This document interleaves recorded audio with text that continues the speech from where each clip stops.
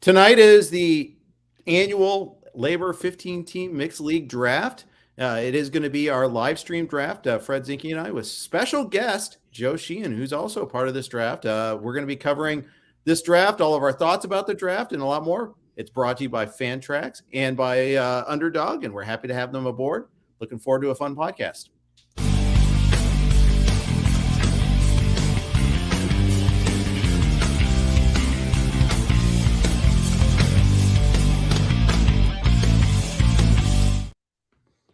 Hey everybody, welcome to the RotoWire Fantasy Baseball Podcast for Tuesday. This is February 21st. It's also the night of the LABR 15-team Mixed League Draft. Jeff Erickson here with Fred Zinkie and Joe Sheehan. As always, our podcasts are brought to you by the good folks at Underdog as well as Fantrax. We're happy to have them aboard. For Fantrax, you can be entered to win an official MLB signed jersey from Vladimir Guerrero Jr., for Underdog. It's the easiest place to play fantasy baseball on the planet. So thank you to those guys. We'll give you more details about their sponsorships, but let's get to our guests here. Joe Sheehan, long time no talk, Joe. It's been at least 36 hours since we've talked. And we've got golf clubs in our hands anyway. I appreciate being here. I know, I had the 13th pick in the draft. I was your 13th choice to guest on the show, but just happy to be on the team. But number one in our hearts. That's right. What's up, Fred? How are you? Picking first? Not happy about it still, or are you warming up to the position there? I've come to terms with it. I'm going to take Ronald Acuna. So now you guys can debate whether that was I'll tell you right now, I'm taking Ronald Acuna even if you tell me in the next 1 minute that it's a bad idea. So go ahead and tell me whether it was a bad idea or not. He broke his knee today. It's a bad idea. Yeah. I think don't do that to me. Don't do that to me. It's not who I go with number one, just because I like the high floor. But I think Acuna's got as big a chance as anybody to be the number one player in fantasy this year, Fred. I think you're going for it with this pick. Who would you take if you were number one? Since I think you could probably tell us because he probably won't be there at 13. No, and I actually wrote it up today. I think Trey Turner is the best player in fantasy. I look at the ballpark change for him. He's somebody who has displayed pretty much every skill you can actually display. I know we worry a little bit about guys turning 30 and not running as much. I do think the rule change are going to help him a lot this year too. So I have Turner number one overall. So Jeff and I were talking about Turner last week, kind of me initiating that conversation. And what I was saying is when I did some bottom-up draft planning, which is one of Jeff Zimmerman's favorite things to talk about, I found that in many rounds, my favorite guy was a shortstop, or one of my favorite guys was shortstop. And that's what kind of pushed me away from Turner. I just felt like I said, there's 6 or 7 spots in this draft where I wouldn't mind taking a shortstop, and I'm only going to need, 2. I guess I could get 3. So that was kind of what pushed me towards, I ended up kind of deciding between Acuna and Judge. And I even probably would have taken Jose Ramirez over Turner. Full disclosure, just in my rankings, Turner comes out, my projections, Turner comes out right there with Acuna and Judge, and even a little bit ahead of Ramirez. It's just the thought that I kind of want to pace myself in getting shortstops. And maybe that's just a unique aspect of me picking on the turn and who tends to be there on the turn. Yeah, because Turner or Judge or Ramirez or Ohtani or Soto or Alvarez or all of these guys aren't going to be available at 13. I can't say I dug too deeply into the question for me. Right. Once you draft 13, there's a whole big part of the first round you don't have to worry about. Yeah, indeed. So it says you're on the clock, Fred, but I don't see. Yeah, they put up in the message board that they're going to start around 8:15. Okay, good. So I've got a couple minutes now to change my mind to Trey Turner. No, I'm kidding. I'm not going to do that. No, I like the idea because I kind of agree with you. I think there are a lot of shortstop options, which is funny because we've all played this game a long time, and there was a time when it was hard to find middle infielders. And that's one of the things I think that's radically changed over the last 10 to 15 years. There's so many stats you can get out of the middle infield now. That's right. By the way, when we do start, hopefully you guys can see the board if you're streaming live with us, and you can see that there and see the picks as we made. In the FSGA draft, I actually chose to go Acuna at 3 over Turner. I agonized over it for a second or two, but I decided to go the Acuna route. I just wanted a little bit more power. With the stolen base rules, including the bigger bases and the interruptions, limited number of interruptions from the pitcher, I figure there's going to be more stolen bases. It also means I need to get more. but I'm getting some with Acuna, and I just kind of wanted to go that route as far as my build. And then I added a couple other players that have speed early on, including JT Realmuto, who gets some from the catcher spot. So my first 3 picks all run some. Marcus Semion's was my third round pick there. I'd be happy to have that start again. I'm not going to get that started at 8, obviously, but I kind of like that route to go. But so originally I was a little lower on Acuna, and now I've kind of pivoted a little bit. Jeff, picking for the middle as opposed to Fred and I are on the ends more or less tonight. Do you have a preference this year? Because I personally, going through a bunch of best ball drafts, I thought the middle of the draft was a more productive spot. I love drafting in the middle, 7, 8, 9. Typically in any one of my 15-team snake drafts, it's my favorite place to be. Not necessarily a first round. And in fact, if the Jordan Alvarez hand issue is at all an issue, that takes away an option there. My first option at 8. I can tell you that because Fred's not going to take him at 1, and you're not going to get him at 13 probably. I will say there is one other player now that I might have a small preference for, but I don't think he gets to me either. So I think, in fact, if Tucker, I'll say it's Kyle Tucker. If Tucker and Jordan Alvarez are gone at 8, then I'm going to have a hard decision to make, and it's going to come down to like Ohtani versus someone like Vlad or Freddie Freeman. I love Freeman at 13, by the way, if it gets to you there, Joe.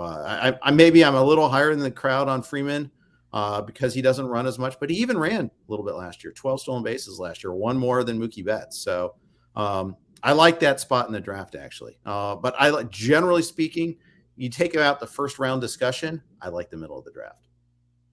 Fred, do you have a preference? So I like the middle. This year I think I'll trend like a little towards the front end of the middle. Like I'd like to be like 5th, maybe 6th, something like that. There's kind of been that top 5 this year, right? Acuna, Judge, Turner, Ramirez, Rodriguez. So maybe pick 5th and I can get one of those players, although I wouldn't mind Tucker either. So, I do think the middle is nice for closer runs, especially in a 15-team league.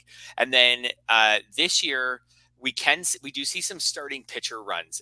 If you look at the NFBC ADP so far, say from the last 3 weeks or so, there's some pretty heavy starting pitcher runs in through rounds 3 to 5. So it kind of allows you to sit there, like me planning out from the end for tonight.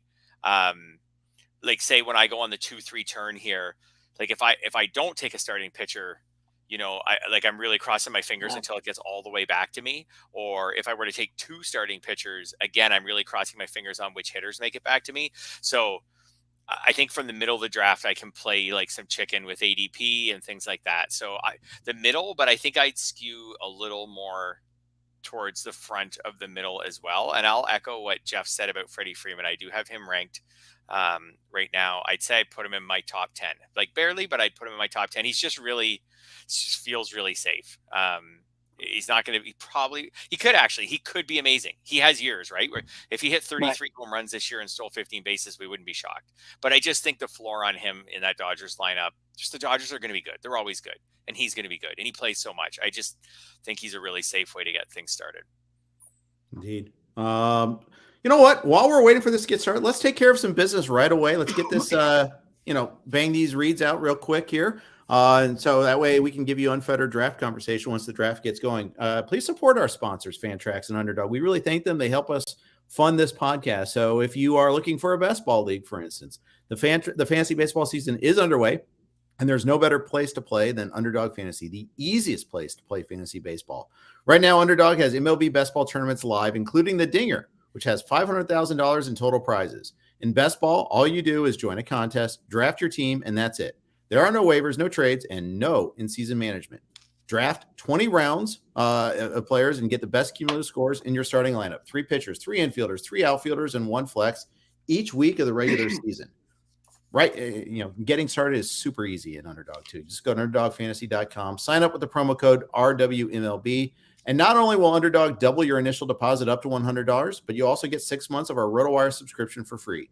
Again, that's Underdog Fantasy, promo code RWMLB. Draft your $100,000 Dinger team today.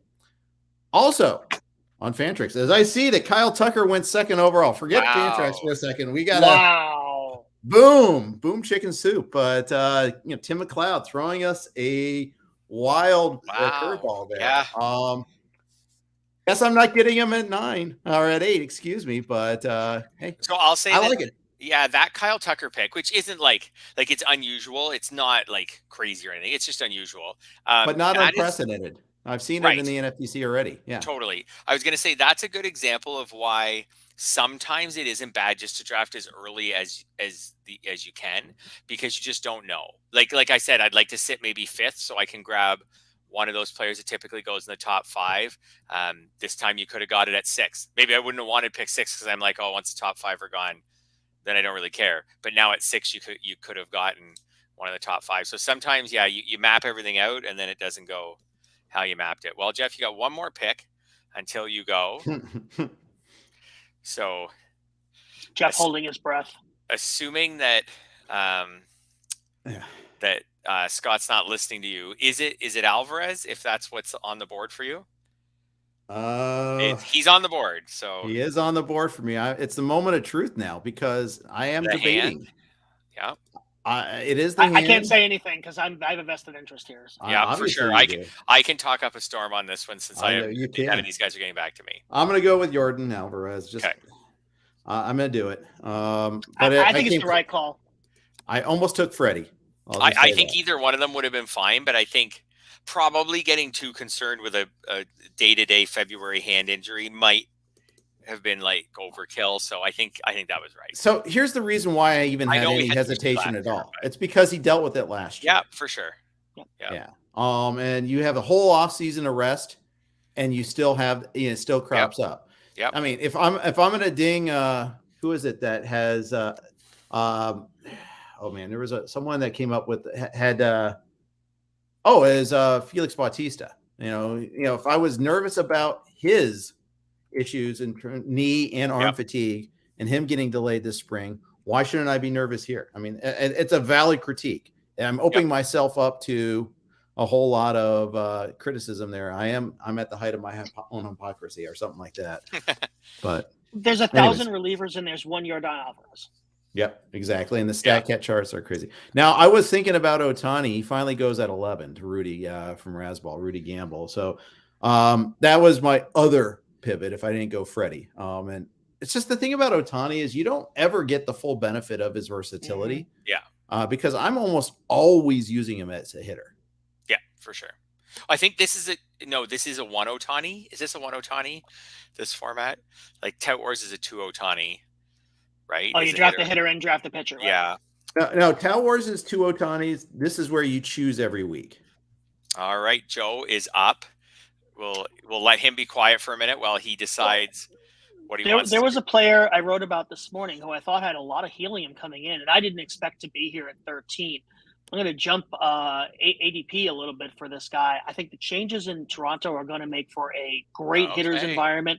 There's somebody who had a phenomenal September last year. I think he's going to be a true 5 category star. Give me Bo Bichette. Yeah, I think he was one of my top couple guys that were still on my sheet. Give yourself Bo Bichette, please. Give me Bo Bichette. All right. I'm really happy about that.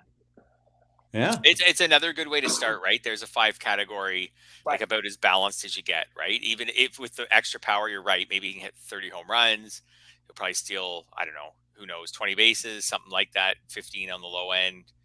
Could be a little better than that. Freeman falling to 14, though, is good for that group. But I think Bo, like I said, like Freeman and Bichette were the top guys on my list when you pick. So I think Bichette's totally defensible there. And for shortstop, we talked a bit about shortstop being deep. First base is also deep. Right. Well, I think the argument against taking Bichette and taking Freeman over Bichette is that shortstop feels deeper than first base at this point. So I could have gone in either direction. I don't think either one was getting back to me though. Yeah. Yep. Oh, I agree for sure. Yep. So comment on our hairlines from our good friend Jeff Zimmerman. Which, I mean, valid in your guys' case, but I got a full head of hair. I still have to get haircuts on the regular here. That's right. Paul does it by choice. I mean, not Paul. I was looking at Paul Spohr in the chat room, but Fred, I know you do it by choice. Joe, you do it by choice too, right? You shave your head. No, I do it because I don't shave my head, but I keep it short because I don't have a whole lot up there. Yeah. I had a ponytail, if you can believe that, when I was 19, No way. 18, 19 I could years picture old. that. Yeah. I could see that. All right.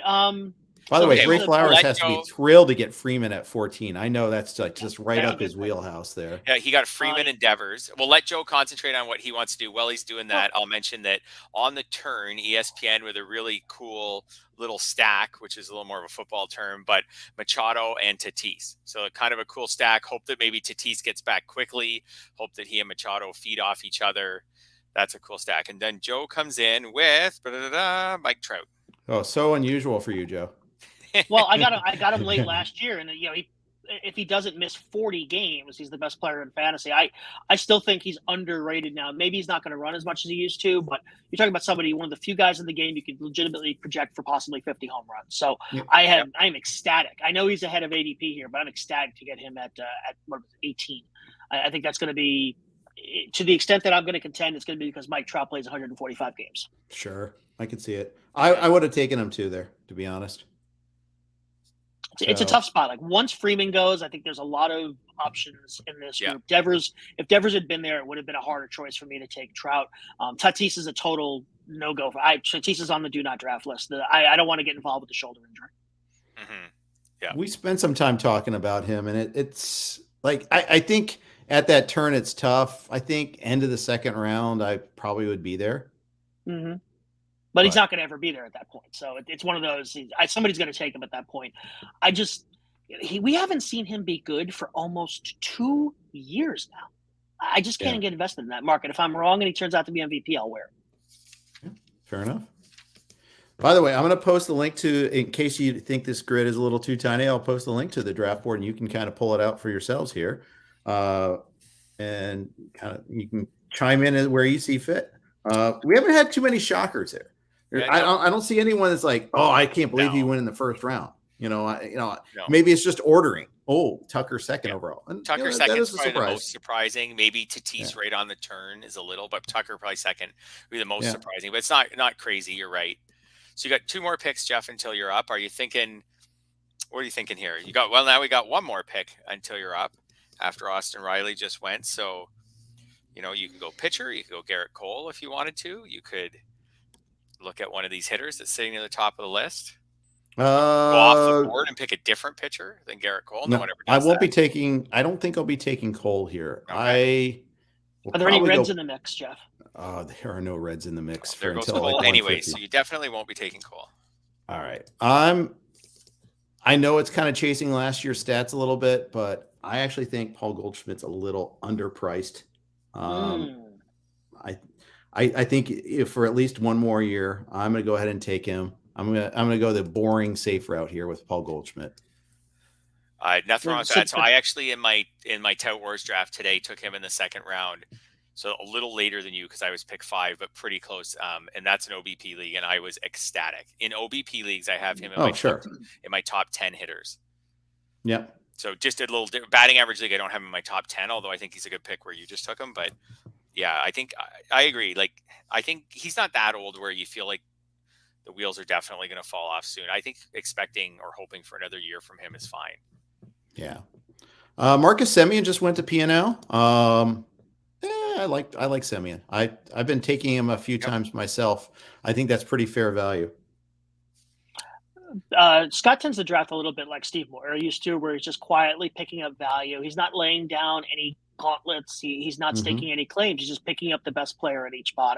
I really like his style of drafting. Aaron Nola goes as the 3rd pitcher. Not a surprise necessarily, but sometimes sometimes there's others that go before him. Yeah, maybe like a minor surprise. I feel like if we had a NFBC ADP up, he'd probably be like the 6th pitcher or so. But there is a cluster now where flip a coin, pick your poison kind of thing. Who do you want? So. Yeah, I think that's a totally fair pick. I have him in my top 3 or 4 pitchers too. I thought I would get him actually on the turn. I felt like I was kind of the high guy on Nola, and he would be there on the turn. So, Michael, I got the NFBC high stakes ADP up, and Nola's actually 10th in that group. Wow. Wow. Yeah, it's a range of 24 to 59. So I'm with you. I was surprised to see him go ahead a bunch of these other starters. I don't hate it. Again, it's a high floor thing versus. I think if you get Nola, you've locked in a floor that maybe some of these other pitchers available don't have. Mm-hmm.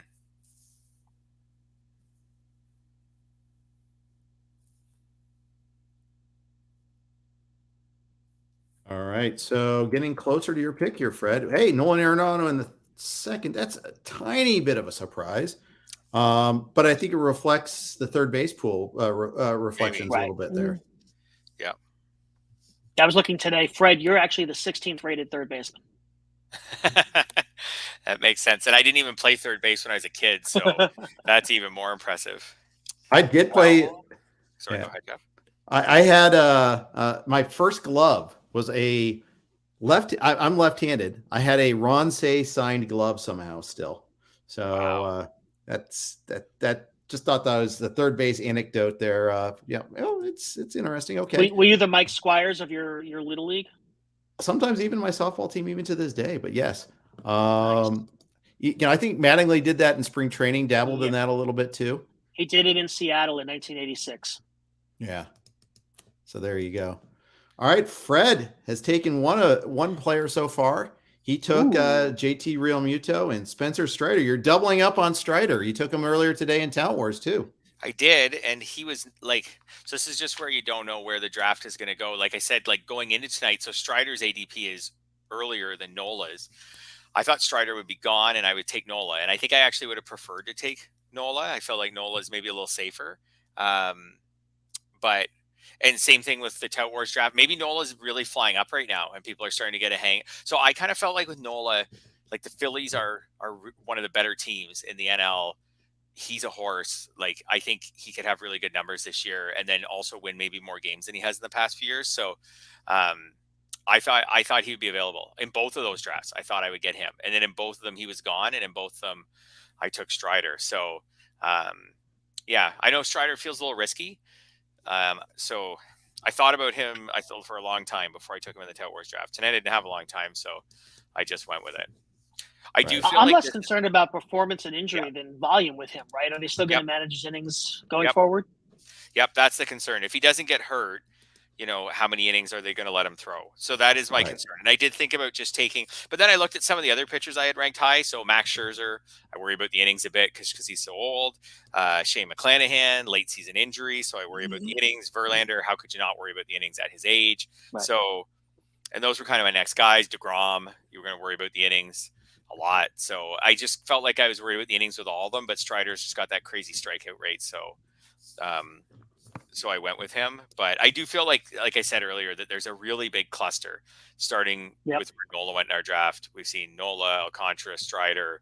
We're going to see a whole bunch of other pitchers come off the board soon. So, yeah. Also, we just saw the first closer go. Steve Gardner took Edwin Diaz early in round 3. Indeed. A little later than I've seen in NFBC drafts. In fact, we're keeping it fresh. Was asking, is that a little late? Kind of.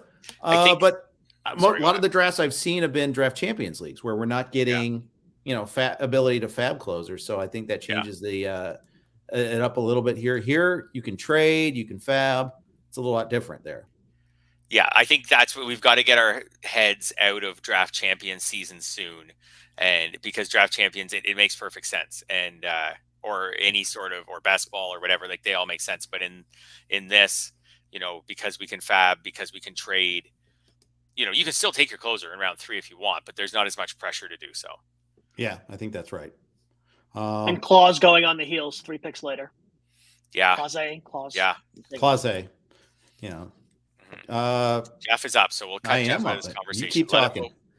We'll keep talking. We'll let him go full strategy. What do you think? So I'll ask Joe. I took Realmuto on that turn. Do you think do you have him as your number 1 catcher? And do you think that's fine to take a catcher that early this year? I think it's fine, especially with the question marks about steals. If there are going to be more steals, as a guy like Realmuto, who steals his bases more on smarts and skill than necessarily raw speed, I think these rules might benefit guys like that as opposed to, say, just the burners who it probably won't affect at all. I do think it's interesting that Varsho went 2 picks behind him. That's that shows how much Varsho has moved up, especially I think with this move to Toronto, where it's going to be a good park for him. So I didn't have them that close a month ago, and now I'm seeing them go in this great proximity to one another. Yeah, I think with Varsho, if he can hit lefties well enough to stay in the lineup, he can really have a volume that very few catchers can have. Okay, so Jeff jumped in and took Justin Verlander. Agonized over this pick, guys. As you saw, it got down to like 2 seconds. Yes. I mean, honestly, I didn't have I would have taken, I would have taken Lindor. I would have taken Clase there. I mean, I didn't have like a target. That was my problem. It's like I don't have my I gotta get him at this spot sort of type of player, and I need to get onto that better a little bit there. But I mean, I'm not worried about the new contract with Verlander. I'm not worried about a new locale. I mean, yes, right center is a little bit in because of the special watcher experience thing, also known as luxury boxes behind right center somehow. But, at the same time, I think that they're going to be a team that is going to win a ton of games.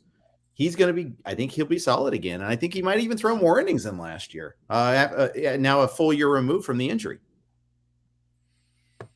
Yeah, it's Freddie. You talked about the possibility of a starter run from not being able to respond to it from where you were, and here we're seeing Verlander, Woodruff, Rodon. Okay, Rudy breaks it with going with Jazz Chisholm, but I think this may. He already had a starter too, though. Right. Yeah, I think this is the starter run, and I did feel that pressure on the 1-2 turn, the pick one turn. I did kind of feel the pressure to take a starter and a hitter. I thought about taking Lindor with Real Muto, and I just thought, I don't know what the pitching pool is going to look like when it comes all the way back to me. I just want to be able to pivot and not pass someone up that I really like on the next turn. So that's the disadvantage of being on the turn this year. I would not want to be. I don't really love being on the end turn too, because at least my turn I could get at the guy I really love, Acuna. I don't think I love being on the end turn. I'd rather just sit in the middle. Okay. Joe is on the clock now. Yep. After Justin Mason subbed in to go fly in from the top rope and take Cedric Mullins for Alan Harrison. No, this is a tough spot because both Ray and I'm sorry, who's drafted for yesterday? Is that Kyle in the Kyle Soppe? Spot? Yeah, I feel like I have to take a starter here. I can't pass it off and hope one of them comes back because 4 of them could conceivably go. Now it's a matter of picking between the 3 that I'm looking at here, and it's risk, and it's look, there's some risk here. Yep. Just go full DeGrom. Do it. No, do it. Given the other 2 guys available, I can't. I'm going with the guy I've been taking in Basball the whole winter, and hoping that the late season injury, the neck shoulder thing we saw at the end of the year, doesn't blow up on me. I have to say, I was surprised that McClanahan and I'm surprised that DeGrom are still there. Both of them, I'm surprised about. I'm not surprised on Scherzer. Fred, when it went Verlander, Woodruff, Rodon, I just assumed I wasn't getting McClanahan. I thought it was possible it would go McClanahan and the other 2 starters, and I would be stuck with probably taking a hitter at that point. Yeah. But yeah, I'm very happy to get McClanahan at 30-43. Yeah, I agree. Joe, I'm going to let you focus on your next pick and share another note from our other good sponsor, Fantrax, part of our sponsor all throughout draft season. Fantrax is the most customizable fantasy platform in the industry, offering the greatest fantasy experience for your dynasty, your keeper, redraft, best ball, and auction leagues. Coming from another service, Fantrax makes it easy. Fantrax can import any of your current leagues and customize if needed. We used Fantrax for our auctions during the pandemic the last couple of years. We're going to be live in New York this year for Tout Wars, but Fantrax was awesome in that respect. They offer the most in-depth player pool in the industry, including minor league players. Do you need a customizable commissioner service for your fantasy league? Fantrax offers more customization than any other platform. Waivers, categories, scoring system, schedule. Fantrax offers custom solutions for all that and more, and it's all free. Sign up for free today and be entered to win an official MLB signed jersey from Vladimir Guerrero Jr. Simply go to fantrax.com/RotoWire and sign up today. That's FANTRAX.com/RotoWire. Fantrax, the home of fantasy sports. Here today with Joe Sheehan and Fred Zinkie as we do the live draft. And Joe's on the clock with 10 seconds left. What is he going to do? True story, guys. My cue was Robert Scherzer and a Rivera and a pitcher I didn't want to take, so I kind of went off the board. I almost doubled up at shortstop with Corey Seager, who was far and away the highest rated player I have left. I don't feel like I want to do that at this point in the draft. I did that actually last couple of years. I doubled up at shortstop, and I don't like the way the builds went from there. So that's my shortstop. I took a second thing, starter. Yeah. I took a second starter because I feel like at this point in the draft, you really can't go wrong taking a second starting pitcher. It's not my preferred build, but when Robert went, it really tied my hands. Kyle Soppy's already beating the crud out of me in a golf draft league, and now he gets to beat the crud out of me in a baseball league. I'm kind of a little sick of Kyle Soppy, I got to tell you. Yeah, Kyle's got a good amount of risk so far, where the Machado pick was safe, but the Tatis pick risky. Scherzer, Robert, like he's got a fair amount of risk, but that's okay. Like there's no prize for fifth place, so there's some high ceilings on all the players he's picked so far. Yeah, indeed. I really liked the Robert pick too. I would have happily taken him on the comeback. It didn't happen that way, so be it. But so it goes. I'm pretty sure McClanahan wouldn't have come back to me. So. Oh no, I would be shocked if he had come back to you. I think he would have gone on the turn then at the very least. So yeah. By the way, I love it when I'm using my draft tool. I'm trying to talk and also, try to do all this at the same time, and I get one out of line, and so I have to delete, add, and all that. Good times. Something to be said about not using it, just using paper and pencil and crossing guys off sometimes. Not there yet, though. I can't do that. I am older than most people listening. How about that? So that guy that are we allowed to say names of guys who haven't been picked, or do we not do that? Is that an etiquette thing on the stream? Or doesn't matter to me. Doesn't matter to me either. No one's listening. Still out there. You can poison my particular well. DeGrom is still out there. I am shocked and also nervous that he's going to make it all the way back to me, and I'm going to have to be the guy who decides. Yeah, I mean, he's getting passed around like spoiled milk right now, but yeah. How many innings? I want to know part of him. How many innings does DeGrom have to throw at this point, though, to justify the ADP? Like to justify this draft slot? Would last year's work was 103 innings last year? No, it was 2 years ago. It was 103 innings. I think you need more than that to I agree. Round 4, even at his level of ability. Wow, Tim Anderson in the 4th. Tim Anderson is really early. Wow. He was actually one of my targets, but not for a couple of rounds. I actually don't think. I know it's not a terrible pick or anything, but that's not where he's been going. It is where Tim Anderson went for like 3 years up until this year. Yeah, he was always a 4th round pick. Yeah, I think it's justifiable, but you're kind of banking on a lot of things. I mean, You mentioned Corey Seager. He's not going to get to you, Fred. I was like, do I say it now? Are you foreshadowing your selection? I am. I'm going to go ahead and take it because it is my turn anyhow. So might as well. Corey Seager it is. Come on down. And I should have, my only concern is I should have more speed, but I love Corey Seager. I think the top half of this lineup is very good. And I think he in particular is someone I'm going to be taking a lot at this price. Got him in the FSGAs as well at the end of the 4th, so it's not too much farther off. I think it's Grand Theft shortstop. I think it's a fantastic pick. Oh, thank you. I like Seager a heck of a lot better than I like Tim Anderson. Yeah, same.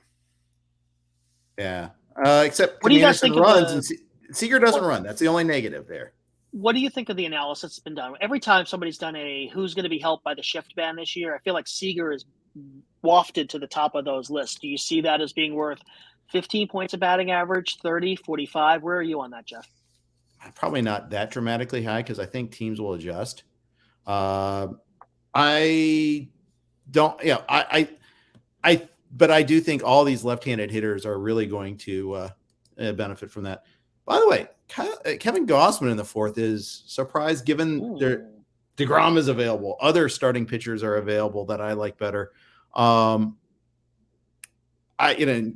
was personally singled out as enforcement of the balk rule too. Yeah, that is bothersome to me. It does affect me. Well, do you believe the output stats last year that showed him to be a top 10 starter in the AL, or do you believe the underlying stats that showed him to be the best starter in the AL? I mean, which pitcher do you think you're drafting in that slot? I mean, that's a good question. I mean, year 2 of a contract is usually almost always better when it's a big name contract, but on the other hand, I don't know. I mean, I need to be convinced a little bit more on Gossman. I probably need to dig in a little bit more. This is why these early drafts are really good. They kind of challenge my presumptions a little bit. I only have questions, Jeff. I don't have answers. So I noticed. Thank you. You're supposed to have questions. You and Fred are supposed to have the answers. I'm just teeing you guys up. Yeah, appreciate you. Will Smith, that's interesting. Can one of these guys just take DeGrom so that I don't have to make the decision? It's getting closer. It's gonna. You don't have a pitcher. Oh no, you do. You have Strider. What am I talking about? I thought you were talking about not having a pitcher, and then you decided to go with Strider. So he threw us for a little. Strider DeGrom is. They might throw 200 innings. They might throw 400. Let's have some fun. Kind of like Teoscar going there. I love Teoscar anyhow. Never. But... What's that? You don't like Teoscar? I've never been a fan. Just low OBP right-handed sluggers or just the category of player I'd never get excited about. Okay, fair. Tough, but fair. See, Dylan Cease is a guy too. I don't think he can pull this trick off for a second straight year. I think the walk rate's going to get him. Either that or the rhythm. I was going to take Dylan Cease until he just went. So at least I didn't take the guy that Joe thinks I shouldn't take. So that's good. You should definitely take the right-handed starter who will give you the riskiest rotation in fantasy history. Fine. That's a good sound. Sure, why not? You did it. You did it. You did it in a minute. Good man. Good man. And okay, we got Hall & Oates and Miami Sound Machine from Jeff in the last 45 seconds. Nice. And then I'm not even excited about this pick either. I do not love how this turn went. So Sal Perez, my highest ranked remaining hitter. Ooh. That was a snap call for me in the 5th round if he got to me, by the way. I think it. I don't know. I think he's solid. And I kind of already have with 20 catcher steals from Real Muto. And Acuna should be among the top base stealers. Like I feel like I could take a pure hitter, and I gotta say it feels pretty good to not have to take a catcher the rest of the draft. But I don't love this turn. So I'll be honest. I was actually hoping for Cease, and then Joe talked me out of it, but he went before me anyways. Just because I felt like the innings were more locked in than DeGrom. I was hoping for maybe just someone like Castillo or Gausman, who's just think the innings are safer. I did think of Arias. I thought about him before DeGrom, but I don't know. Whatever. I'm taking DeGrom.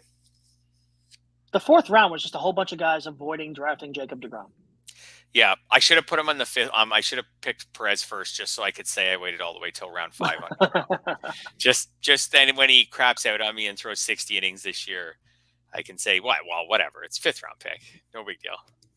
5th round picks fail all the time. They do. Did you really think you were going to get Manoah, Joe? A boy can dream. Okay. I did not think you were going to get Manoah, but I didn't think I was going to get McClanahan last time. True. That's true. So I haven't bothered to look, excuse me, at the full draft board, like in chart form, but I feel like there's been quite the run. I'll pull it up of whatever color they put the pitchers in, yellow. Yeah, there was a pretty good run of yellow there from about where you went in round 2 all the way till now. There goes Ryan Presley. That was my other option if I wanted to go away from, if I didn't want to take DeGrom, as I could have taken a closer. Fred, I'm not happy with Presley going right there. You do have a lot of Presley. I have an affectation. Yeah. You have a lot of Presley. So solid closer on a great team. Yeah, sure. Sign me up. A little injury prone. Yeah. But good. I got nothing against Ryan Presley. So, yeah, like you said, totally locked in closer on Dansby getting the love he deserves. Yeah, wow. His RotoWire projection was really, really good. Like you guys have him blowing up again this year. I have him for 260, 25, and 13. I don't think that's that crazy. Yeah, I could be confusing it because I think maybe ranking wise, algorithm wise, maybe it's high.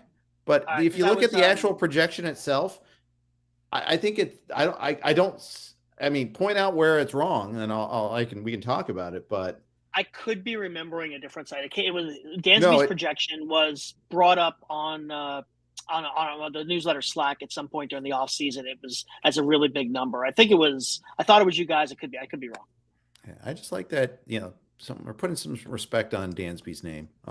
He although I shouldn't be happy because I could have get him in a bargain again otherwise, but because he was like Grand Theft Dansby last year.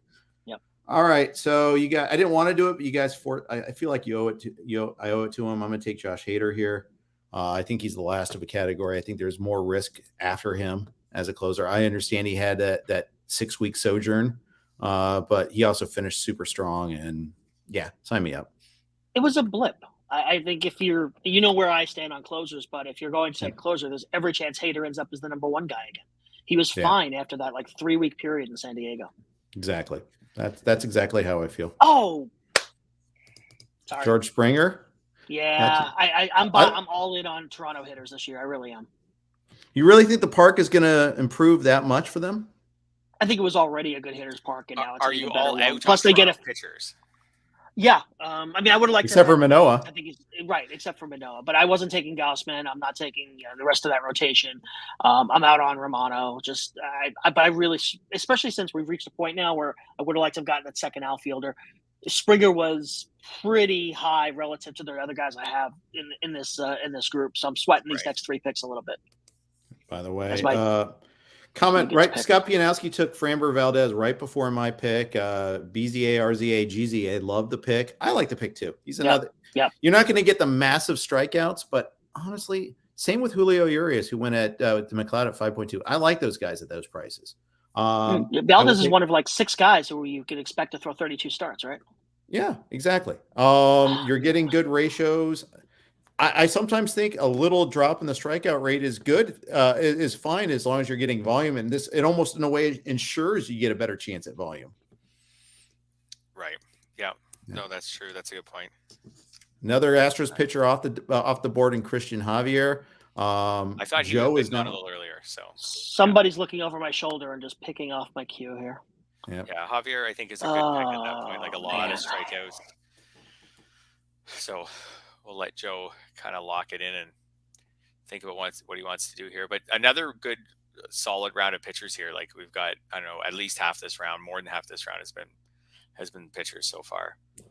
So you can see a common strategy this year. Not as many pitchers maybe pushing into the first 15 or 20 picks, and then a lot after that. Oh, there's a fun pick, Andres Jimenez.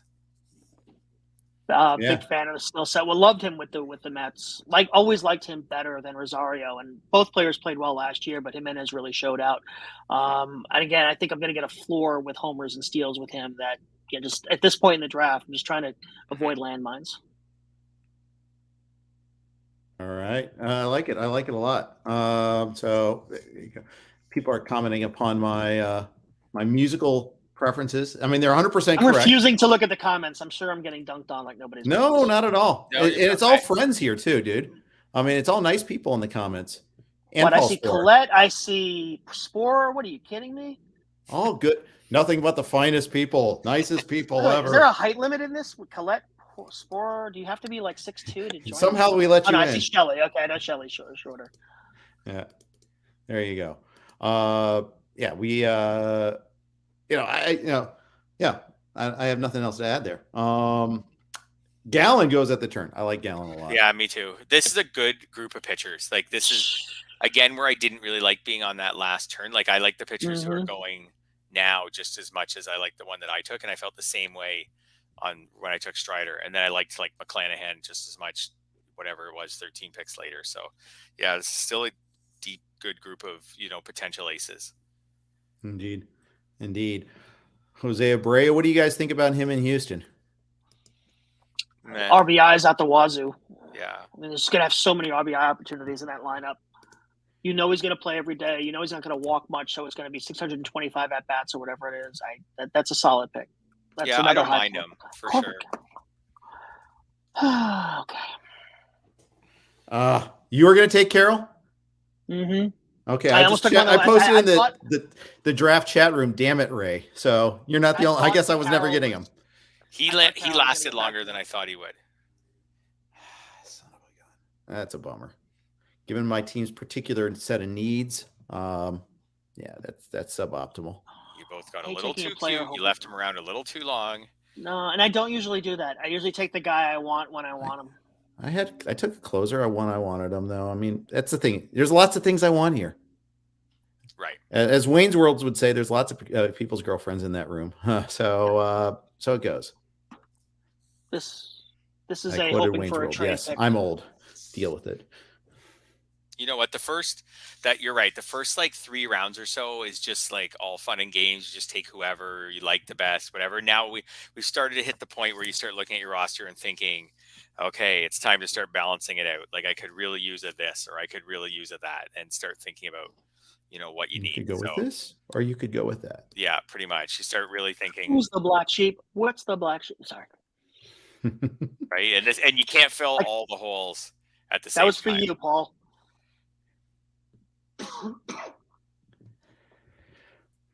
All right. People are taunting me with Estuary Ruiz comments, and that's me. Oh, there goes one of Jeff's guys right before his pick. I don't know if you were thinking about it. Oh, I was thinking about Darvish.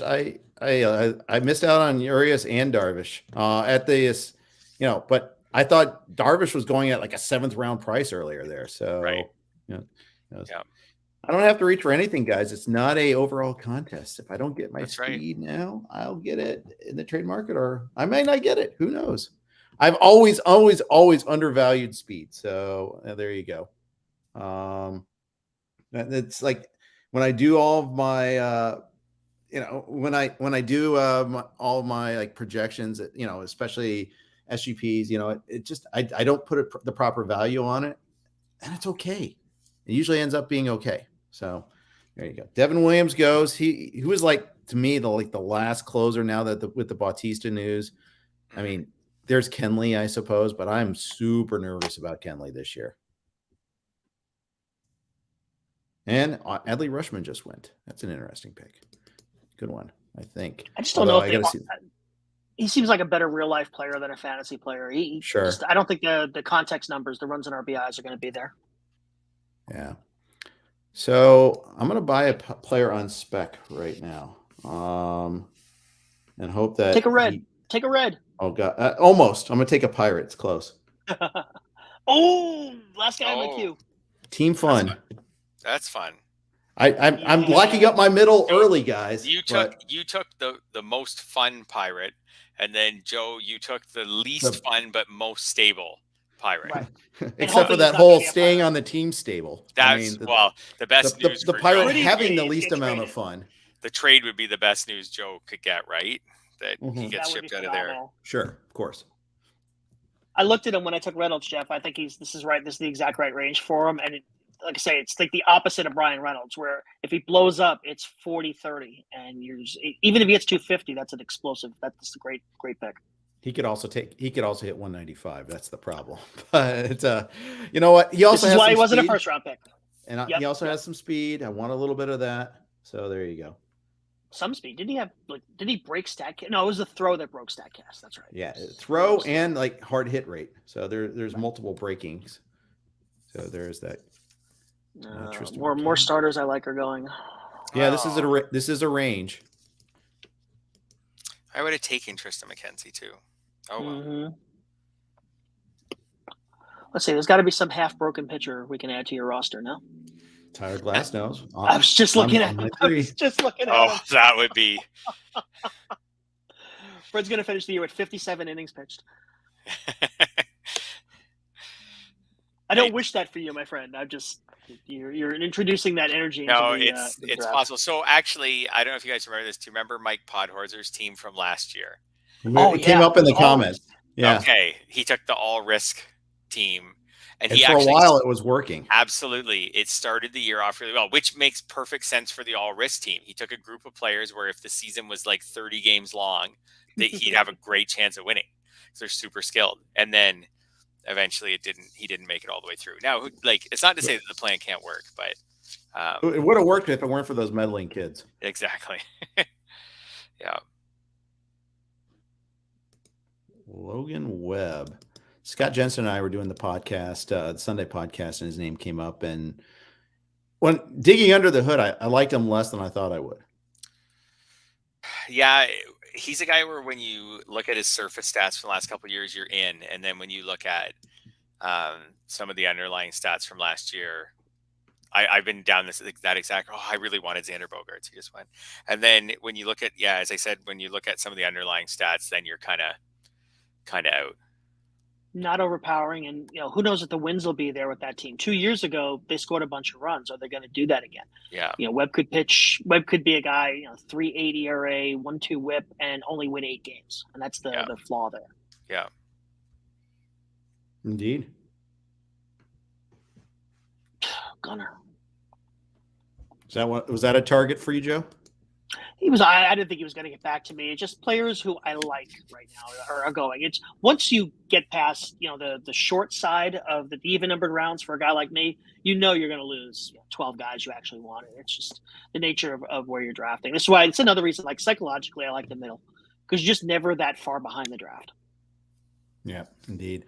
By the way, question about catchers. You start 2 catchers. Fred didn't take 2 catchers, did you? You only took. I did. One, right? Yeah.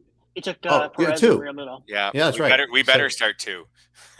Yeah, we do start 2. It's always a 2 catcher league. In this one, it's old school. So there you go. Asked about Ohtani. Did he go as hitter? He goes as both. You get to choose each week, Robert. Robert Cohan asks, does Ohtani go as a hitter? He goes as a hitter and a pitcher. So you just have to choose each week. You don't get them all the time. Gabriel Chavez says he likes P&L's build. Lots of huge power, stable, durable starters. If you look at Scott's lineup, that's Betts, Semien, Olsen, Schwarber. That's very P&L-esque. Pitchers, Framber, Valdez, and Joe Musgrove. Yeah, I like this as well. So I didn't want to tip my hand, but I did follow Joe's plan to get another half-broken pitcher. So yes. My new team is players who lost fantasy value in the past week, which is not where I thought I was going with this play. But DeGrom was going like in the round 2-3 turn about a week ago. Batista was going about a round earlier a week ago at least. And Marte was going a little earlier a week ago. So I'm picking up all these guys. So this will be my don't believe the February overreactions to minor injuries thing, or half my team's going to be on the IL because all these guys aren't going to be ready for the start of the season. We'll find out in 5 weeks. Yeah, I think Batista falls into the former category. It's like taking Alvarez. You're going to win that pick.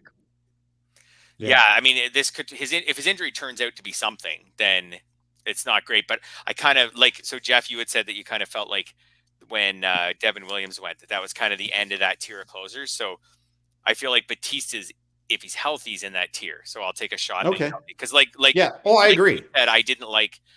If I didn't take Batista here, I might not have taken a reliever for a long time. So I'll give him a shot. Yeah. And then Starling Marte, I don't know. You can go with he had double groin surgery in the offseason, so he's not going to be very good. Or he says he played through pain all last year, and now he had double groin surgery. Now he feels better. So it's pick a side on that whole thing. Yep. But I really wanted Xander Bogaerts on that turn, and I knew it would be tight, and he didn't quite make it. And I just felt like he was just like a kind of boring accumulator that my team could use right now. And I also wanted Tristan McKenzie on that turn, same kind of thing. Just would be fine. Like he'd throw 190 innings, his ratios would be fine. Get 190 strikeouts or something like that, and my staff could kind of use that. But oh well, here we are. Vinny Pasquantino, I like that pick at this point. I don't like it at this point because I wanted to take him. Thinking about it. I'm friends of Vinny P. Yeah. But I'm not. I'm really glad Steve took the Byron Buxton decision away from me. Yep. I like your comment in the forum there. Thanks for jumping on that grenade. Yeah, good call. Tyler O'Neill. What do you guys make of Tyler O'Neill? I had a hard time with him because that outfield is so crowded. I mean, he could end up in a platoon situation. I'm not sure he's going to end up an everyday player. I could see that. I have him ranked competitively, but probably such that I'll never get him. I have him ranked so that I probably want him in one more round, and that's just not gonna get him probably this year. Yeah. But there were some notes coming out of St. Louis that there was somebody they were sticking and giving some outfield at bats to, and I'm blanking on. But it just added to a very crowded situation. They've got Yepes, Burleson, O'Neill, Carlson, Nootbaar. That's 5. Then off the top of my head, Jordan Walker's going to end up out there, obviously, with Arenado, sticking in St. Louis. It's a really crowded situation. Yeah, I was like, oh, he'll be third base. Oh, no, he will not be at third base. And Walker might not have ended up at third base anyway, but now for sure he's not. Well, so I always find it fascinating when you got a player that is, coming up at a certain position, but squarely blocked. Like there's zero chance he's going to win that position. And it makes you like, what do you do with them? I mean, it screws up a prospect to put him out of position. I feel like a lot of times it's the Nick Senzel problem. And Nick Senzel's not even that good. But what I'm saying is like he was that elite sort of level prospect, and all of a sudden now you're kind of like, okay, where do we put him? You don't want to put him at DH. It's not a situation, but it's not Senzel where they moved him and then they moved him and they moved him again, and they kept picking spots that he wasn't necessarily wired for. Walker was probably always going to move from third base to a corner. He's got the arm for right field, and now just give him a lot of reps in right. Now you can say, look, you're a right fielder and go play right field. Whereas with Senzel, there was always you're a second baseman. Well, Scooter Gannett had a big year, so now we're going to move you to center field. Oh, you can't play center field for more than 8 minutes without getting hurt. Now your career is basically broken. Yeah. There's just so many different – I think there's so many difficult spots there with that St. Louis. It is super crowded. I mean, I figure O'Neill's going to play. Nootbaar's going to play, although he could slump just as easily. But Dylan Carlson was everybody's like shining toy last year. Or at least he was mine because I had him everywhere and he failed. You can't give up on him. I mean, he's still what, 23? Right. You can't give up on Norman Gorman, although they kind of have. They got Edmonds got to play somewhere. I mean, Brandon Donovan squeezed Gorman out of a spot. I mean, Donovan's going to play. Yeah, Donovan's got to play somewhere. It's a super crowded mix. Are you mad at Franco or Kirk? Franco, but it's okay. Yeah, he's your type of guy. One of the two guys I want. Yeah, well, having Bichette makes that hurt less. Yeah, by the way, Franco is squarely in the better in real life than fantasy category, though, too. Yeah. But in our league, because it's an OBP league, I think he'll still have a lot of value. Yeah, I mean, he could just tear it up, and he could hit for a bunch of power all of a sudden. But he either has to hit for power or run, and I'm not in. He has the sprint speed to do it, but he just hasn't run so far.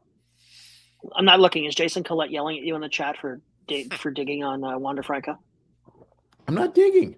I think he's a great player. I just don't think he's a great fantasy player. I think those aren't discordant. 10 seconds. Oh, come on, Alan, make it easy for me. No, Alan's not going to make it easy for me. Oh, you wanted Camilo Duvall. Or no, I wanted him to pick one of the two guys I wanted to look at. Well, you might get both of them. Now, when you speak of them, speak well. Unless you can't take them both because they're like the same guy. But no, I haven't really won this bet yet so far in the draft. Nelly. Well, I really think that the Brewers won this trade. I think this guy's going to be one of the best catchers in fantasy this year. So I'm going to go ahead and I'll take him here. Hope for the best on the comeback. You sound unhappy, Jeffrey. Yes, I am unhappy, Joseph. Can I pick? Do I know how to pick? I don't know. Clearance. I'm going to say no. You're not allowed to. Sorry. Undo it. Love this guy. Absolutely love this guy. So I have him in the RotoWire staff keeper league for cheap. Love that. I'm happy anytime someone takes a catcher at this point in the draft. That's true. Yeah, that obviously helps. It's right. One more pick that didn't take someone I want. Yeah. You really want to see a lot of purple rain here. For sure. Hey, those two Contreras going in the same round is pretty. That's pretty interesting. If you had told us that a year ago that Wilson and William Contreras would go in the same round a year later, no one would have believed. I like William better than Wilson. I'm just going to say that right now. I know I have Sarah Sanchez on the podcast on Thursday, so she's going to yell at me for that. But I think William's going to be phenomenal there. I like the ballpark. I like the playing time opportunity. Yeah. It's everything to like about this. I'm very, very happy with the pick, and I'm very happy. Like I said, I thought they won that trade going away, despite your Estuary Ruiz love. Speaking of not running, here goes Carlos Correa. There goes Kenley. Breath holding time. Pretty please. For me, maybe not, but maybe a bit of another end to a reliever tier. There goes Glass. Save me from myself. Were you going to take Glass now? I was going to take Glass. No, and Contreras were the two guys I was looking at 7:13, and I just So you chose poorly, basically, because they didn't take a catcher. Your fault.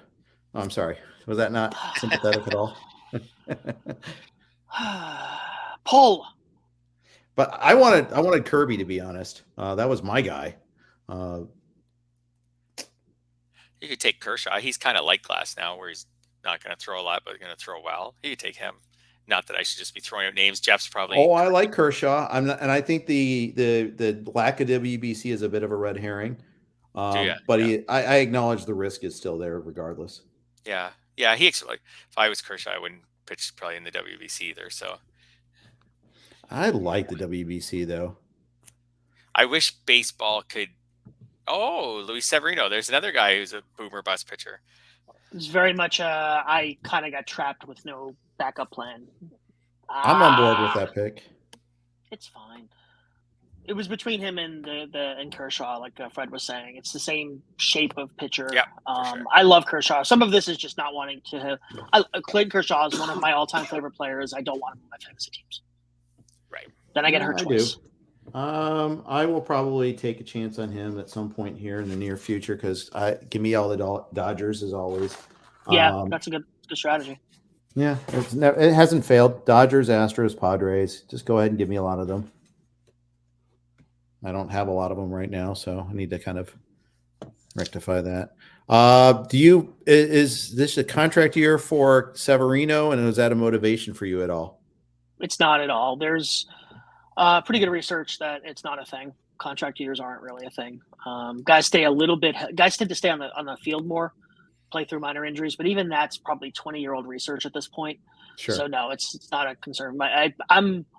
The problem with all of these good teams, you mentioned the Astros, the Dodgers being another one, is that because of the expanded playoffs now and the long season and the way these teams understand rest, I just don't know that any starters are ever going to give you 32 and 200. Very few of them are anyway. And Severino is another one of these guys where I like him. I like the strikeout rate. Obviously, he's going to have offensive and bullpen support, but it could end up being 25 starts and 140 innings, even if he has a good year.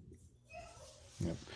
By the way, it was posited in the thread that Tim McLeod would get the 3 major Japanese players, and I suggested that Seiya Suzuki would be the fly in the ointment. It has come to fruition because Rudy Gamble just took Seiya Suzuki. I saw him go by Vlad Sedler in a similar spot in the FSGA league as well. A lot of people are on board with him.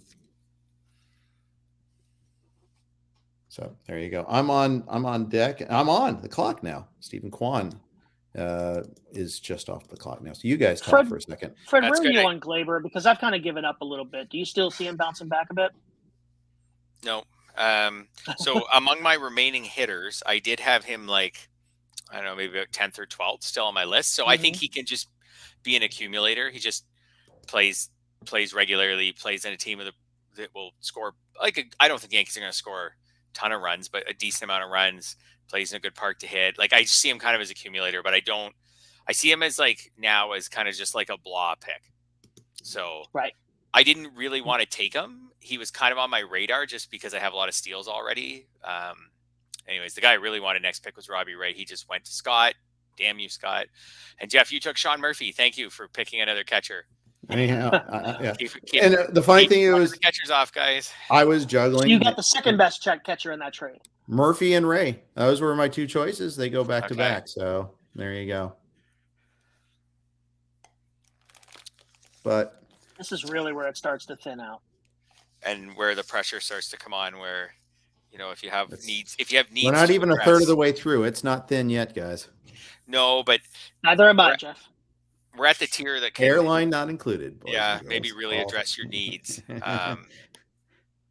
Yeah, or where you start to think like certain guys, like maybe you already have too much of that skill or that category, and yep. Christian Yelich off the board. We're no longer doing Yelly versus Belly. It's Yelly, but not really. He didn't win so much as Bellinger lost. Kind of both. What do you think about Bellinger moving to the Cubs this year? I think he's a defensive replacement. That bad, huh?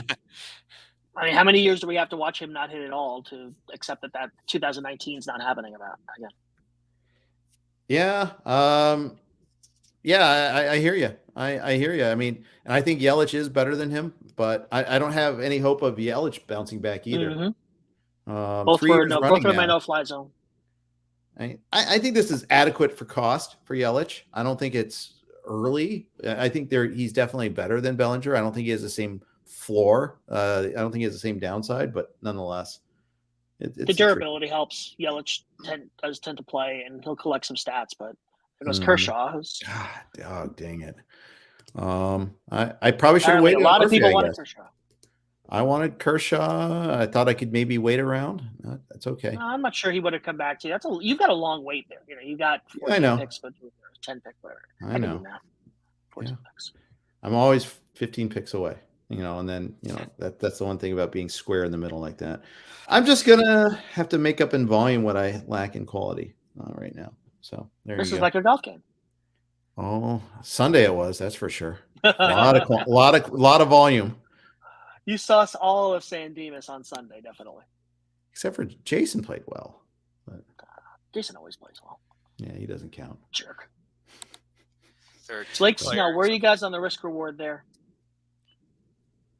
I'm there. I'm there for that. That's someone that I would have considered in my next pick. He got better as the season went on. That's the thing I like. Feels like he changed his pitch mix and was better. So the command certainly improved later in the year. Yeah.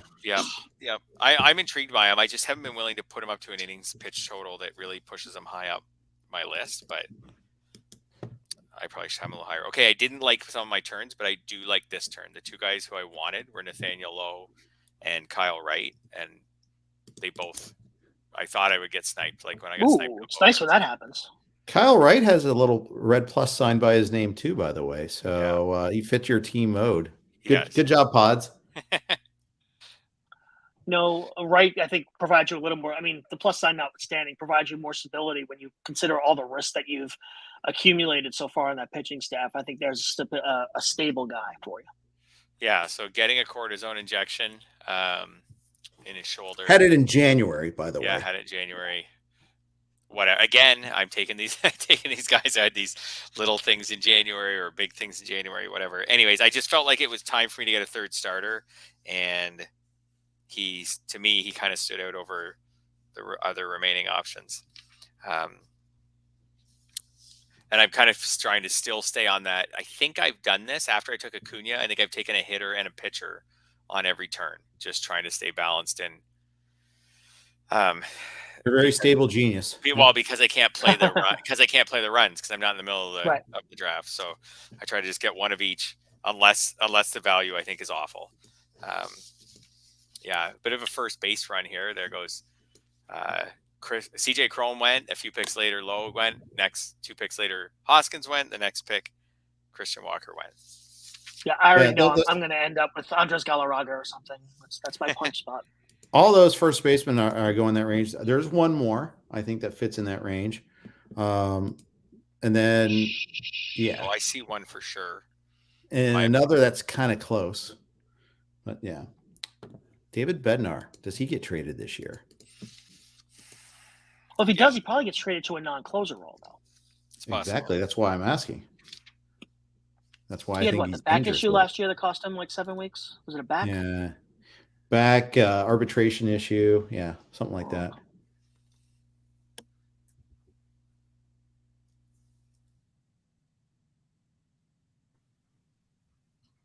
Yeah, I saw a comment on how. Zachary. Yeah, Lodolo. I like Lodolo better than his teammate. Clearly, you do close, too. But yeah, Lodolo better than the other guy. Same. Yeah. He was so good after he got healthy last year. Yeah. Don't like seeing yellow right now. It is not what I need right now, but that's okay. I'll have to. I haven't. There are options. I know which one I'm going to go with, actually. Although, actually, I don't know. I changed my mind about that. You still got at least another minute. Yeah, indeed. It's tough draft. You were in a really tough spot, man. Well, they're all tough spots. Yeah. I just have a lot of respect for Scott as a drafter. Yeah, I do too. As a person too, even. I wasn't saying I didn't. Solid drafter, not a bad guy. Yeah. I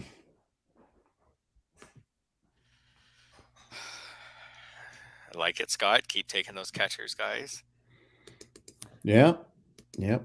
I wish I would have gone the other way around, knowing that I could have gotten a catcher and gotten Robbie Ray instead. But now I'm kind of in a conundrum here. So you guys talk. I'm deciding. We will.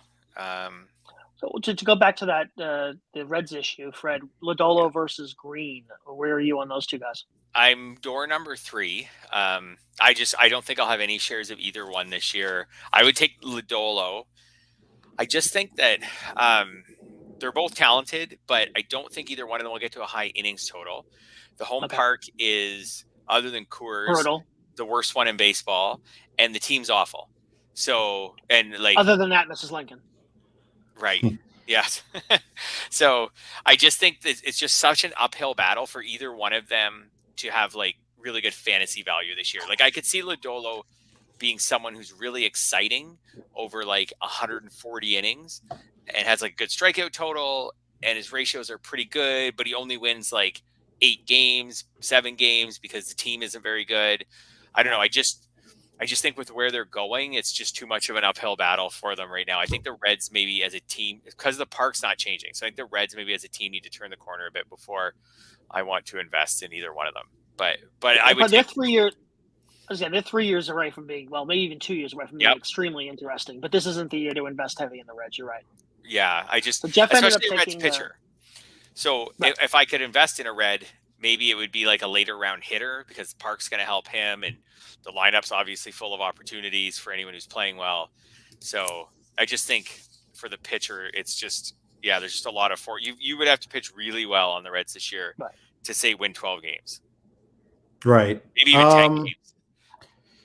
Which has informed my pick. I went chasing wins instead of Ks with my pick. I took Gonsolin, who I understand flew too high last year. He's not going to pitch like that this year. But as lots of us like to say, regress to what? Yeah. And a regress to the 9th round pick. It seems right to me. Yep. Let's see. Joe is on deck. Joe is up. He's up now. Build. He's on deck. He's on deck. He's on deck. Sorry. Yep. Bryant was going to be my pick. I think there's a lot of bounce back potential there. I did think about Bryant back on the term when I took Nathaniel Lowe. If he was gone, I was thinking about Bryant. Double the price of, he went twice as late as he went last year. He was going in the 4th round by the end of draft season last year. Yeah, I do think there's potential there, though. Coors can help him with his batting average. I don't know. If he can stay healthy, I think there's potential there. Oh, I don't think I've taken a true flyer yet. And just the raw bat to ball skills, I think, are still there. He was just so impatient last year. I'm going to count on a bit of a bounce back here for everybody's favorite Philly defensive right fielder, Nicholas Castellanos. Nice. I think that's a cool buy low idea. I know he's going to play. The one thing I think I had him last year. He's definitely going to be in that lineup. Obviously, they're missing Schwarber for half a season at least. So, Harper for half a season at least. So it's not sexy, I'll say that, but keeps the line moving. It's the verbal equivalent of a shrug, guys. Yeah. We're at that point in the draft, right? These guys are still good players, like you said, Jeff. Like we're a third of the way through the draft, basically. Like these are still good players, but we're certainly past the most exciting of the guys. Yeah. There's a lot of settling going on. Yeah. Indeed there is. So, and I definitely did that last time. I felt like that. Okay, there goes the other first baseman. Or the first baseman. I was going to say the other Red starter also went. Yeah. Okay. Well, it makes that decision for me. I would have taken Green because of the strikeout upside had he come back to me, because I think it would have been worth it. He pairs well with Gonsolin, right? That's the way I kind of looked. I justified in my mind. But lots of risks inherent there, obviously.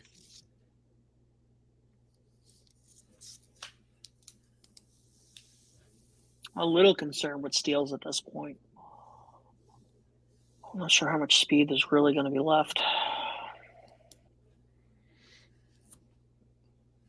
The steals are interesting this year because it's hard to figure out what you're aiming for.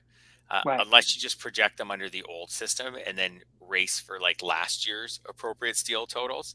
Because you don't really know what it's going to take to finish, say, top Right. 5 in the steals category this year. It's almost like, to make sense of it in your head, you should just figure out what it took to finish top 5 last year in the steals And just category. count on a rising tide lifting all boats. Yeah, and then just kind of almost project your guys as though the rules didn't change, and say, okay, well, let's just see how this goes. But I think the same thing. Like, I look at my team. I'll keep talking here because Joe's on the clock, but I have Acuna, Marte, and Real Muto to steal bases, and I'm like, okay, what am I aiming for here? There's like, right. I don't know how many steals that is, 75, something like that, but right, that's a little high. Maybe more like 65. But it's what am I aiming for? Maybe 75 actually. Yeah. So Joe took Scott Barlow. Yep. Not believing in Aroldis Chapman. I'm not. I don't like taking closers, but I'm taking a closer. I'm fully on board with Barlow. Fully on board. He was excellent last year. I don't view Chapman as a huge threat. We have a new manager. That does change things a little bit, but it could be a benefit for Barlow, who did get kind of jerked around at times. I think Barlow's an excellent pitcher, and give me that. He got you a lot of wins last year too. I'll take the skills, and if it turns into some combination of wins plus saves that adds up to 20, I'll be happy. That seems fair. Yeah, a lot of these like generic right-handed hitters starting to go. You've got Vaughn, you've got Castellanos, Stanton, Bryant, Taylor Ward, France, Mountcastle. Yeah. And bigger than all of them, Lance Lynn. Yeah. Was that intended? Yes, it was. Yes. Figured.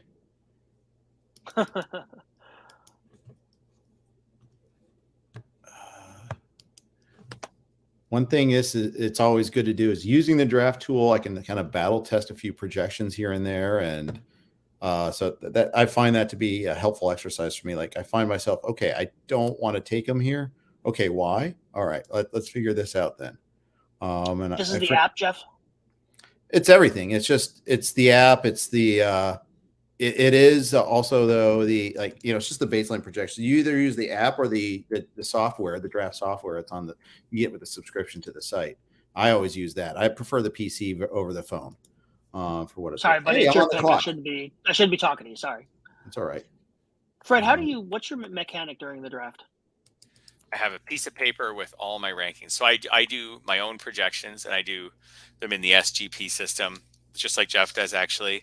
And then I print off just a sheet. It's got the names and their overall SGP ranking, and then that's it. I just got a pen here or a pencil, and I'm just crossing them off as they go and kind of building my queue, and I'm a few picks away.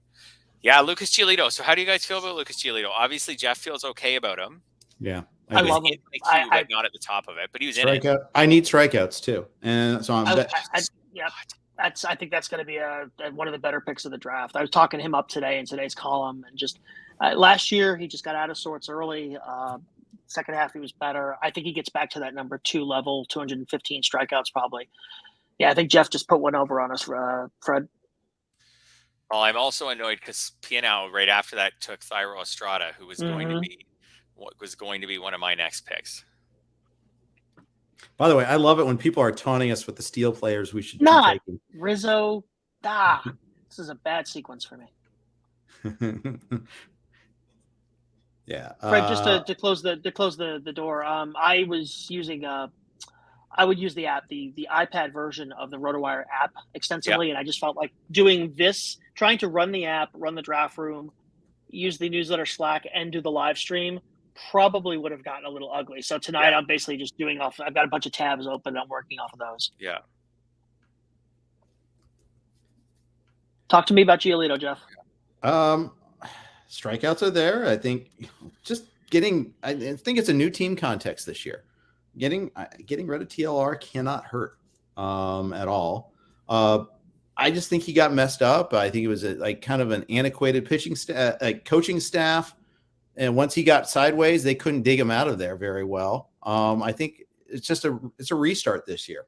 I mean, and the K's never went away. He still was able to miss bats despite all of his problems last year. Like if you look at the start, like going Lynn over Giolito, I don't I think Giolito's going to be by far the better pitcher this year. And I was considering Hunter Green to pair with go ahead and pair with Gonsolin, but Giolito is probably a safer option. Morton's also a safer option. He just went too. Although Morton could just fall off too this year. There is a possibility of that. He's supposed to be completely healthy from the broken was it tibia last year? Yeah. Ooh, Frederick Peralta. Speaking of guys that are possible bounce back candidates. Fred, he would have looked good on your staff. Yeah. He was not in my queue. Charlie Morton was. He was one of them that I was taking a hard look at for my next turn. Yeah. Some people are mentioning names in the queue. I think it's interesting because I am considering some of them, like May, like Luzardo. These are names that don't mention them. But again, we're poisoning the well. They're allowed to poison. I've made my piece where we're going to throw out a bunch of names and whatever happens. Yeah. I don't think at live tout, I think that's kosher. But here, the three of us, throw them out there. No one's listening anyways, right? That's going to be fun. I haven't done an in-person draft since the before times. So I'm really looking forward to that next month. Hayden Simon's asking about Clay Holmes. If he's badly injured. No, I don't think so. I think there's a question: does he close? By the end of the year, he was the guy again. For the playoffs, he certainly was. Yeah, the guy behind the guy even. No, it wasn't that much confidence. I only have him.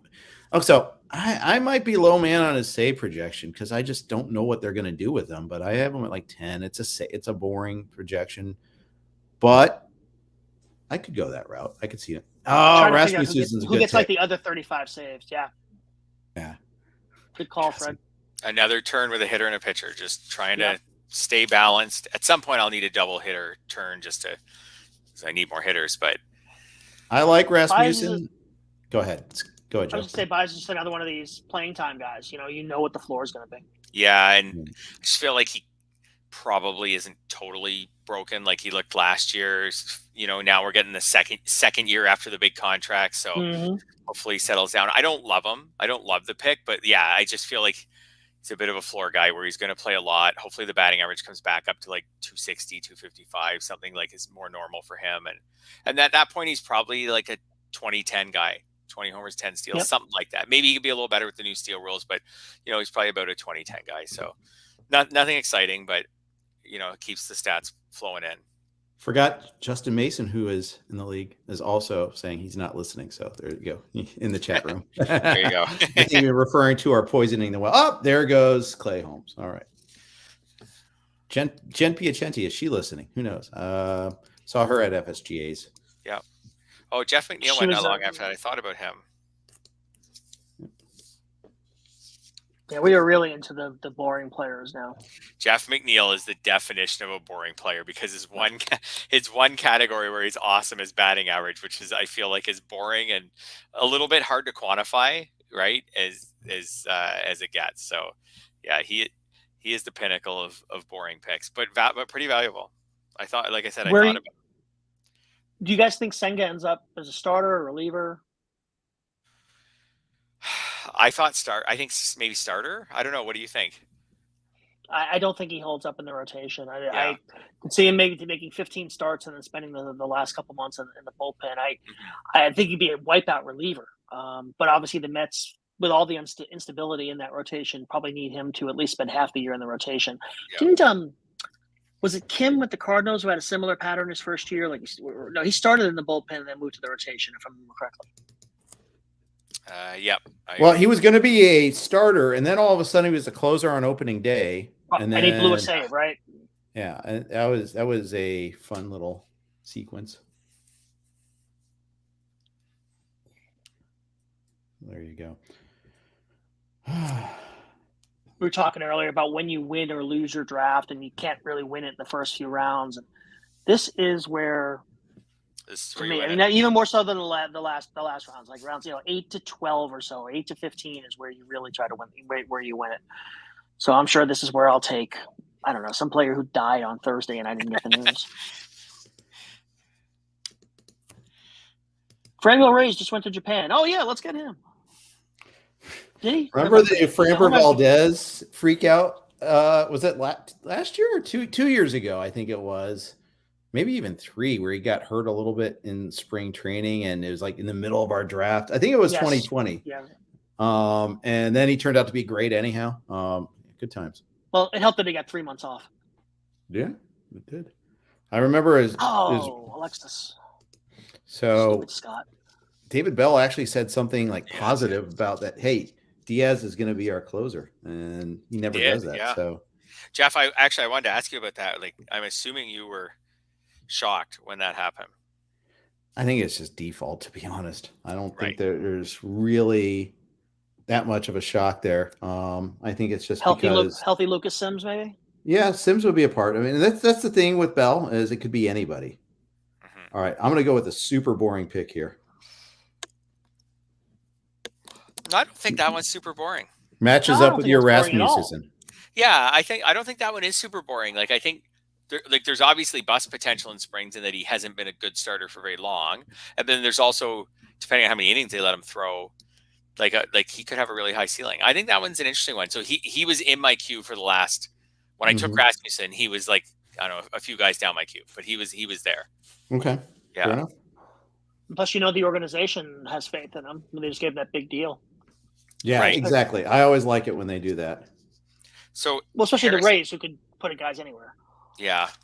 So Harrison Bader just went, and I find his ADP this year interesting in the sense that last year I was all over drafting Harrison Bader because he was going quite late.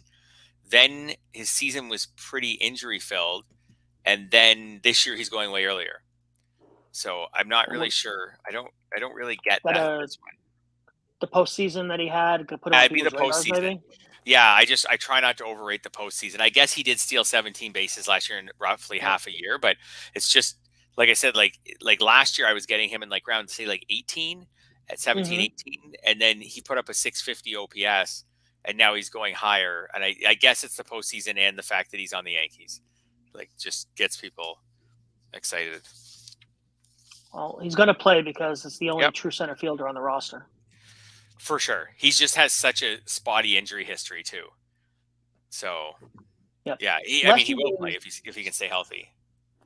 A foot, ankle, Achilles, plantar fasciitis, one of those. Yeah, and that can be a problem.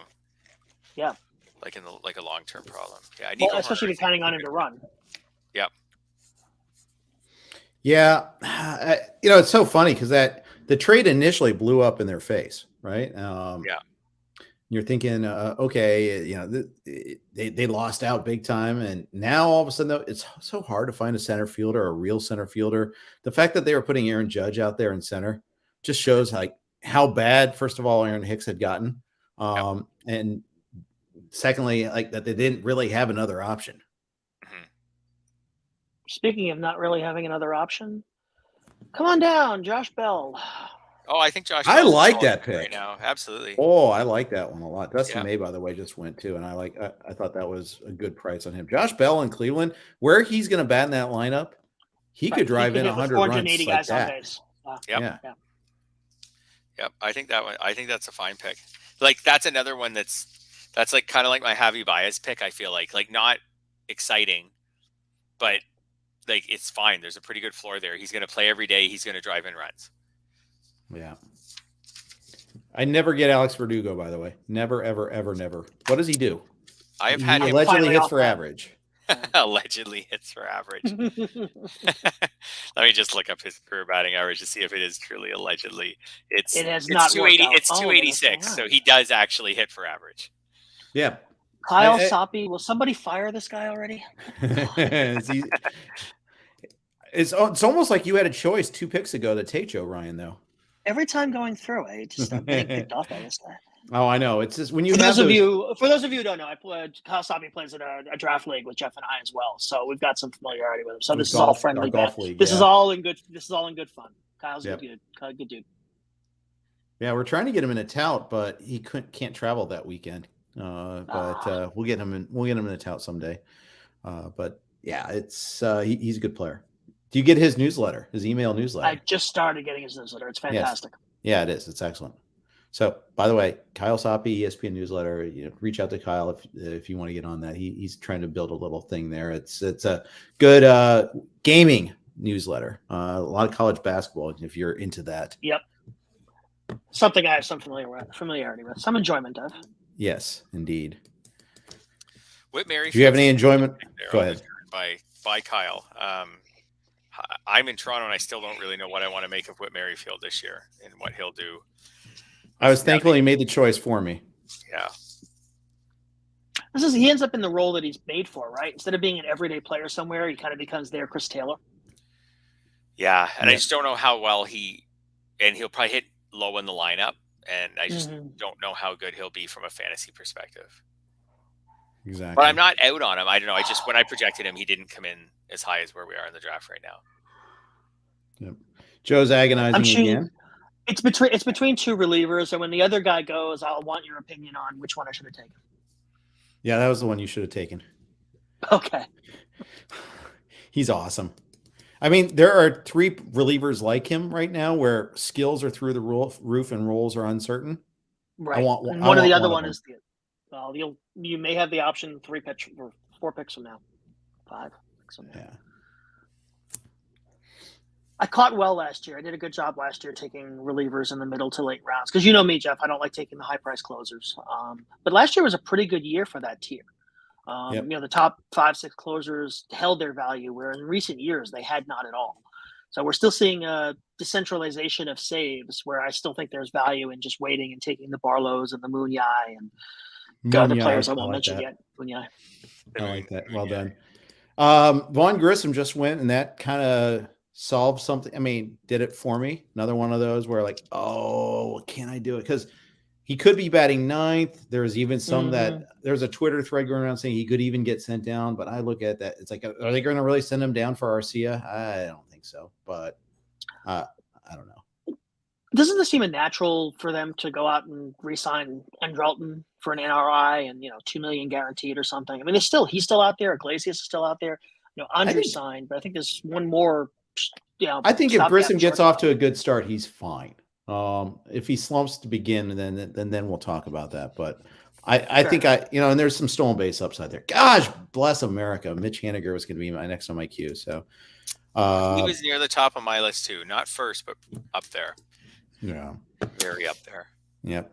Okay. Well, that does narrow my choices a little bit. There does go the top of my list, which was Jordan Montgomery. Really? Yeah, just like a solid kind of mid-rotation guy for me.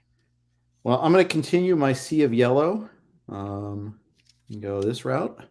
Go for more strikeout upside. Don't go with. Not going to be organizational strength, but that's okay. What do you guys think? I think was right there with the 2 relievers and that I was looking at. I love him. I absolutely love him. What do you guys think about AJ Puck this year on the Marlins? Are they going to fix him too and make the A's look even dumber? They haven't really. I mean, Luzardo's the only guy they fixed. I mean, they broke. Remember they made that trade with the Orioles last year? They broke both the relievers they got. Yeah, Blyer and Spulser. Yeah, well, I don't know. I'm hoping the turnover there will help them a lot. I mean, Skip Shoemaker is kind of a cipher. We don't really know what he's going to do, but right. Hopefully they won't break the pitchers they do have. But especially with the trade of Lopez, I think Luzardo slots him beautifully as the number 3, maybe the number 4, depending on how many in each you think Cabrera will throw.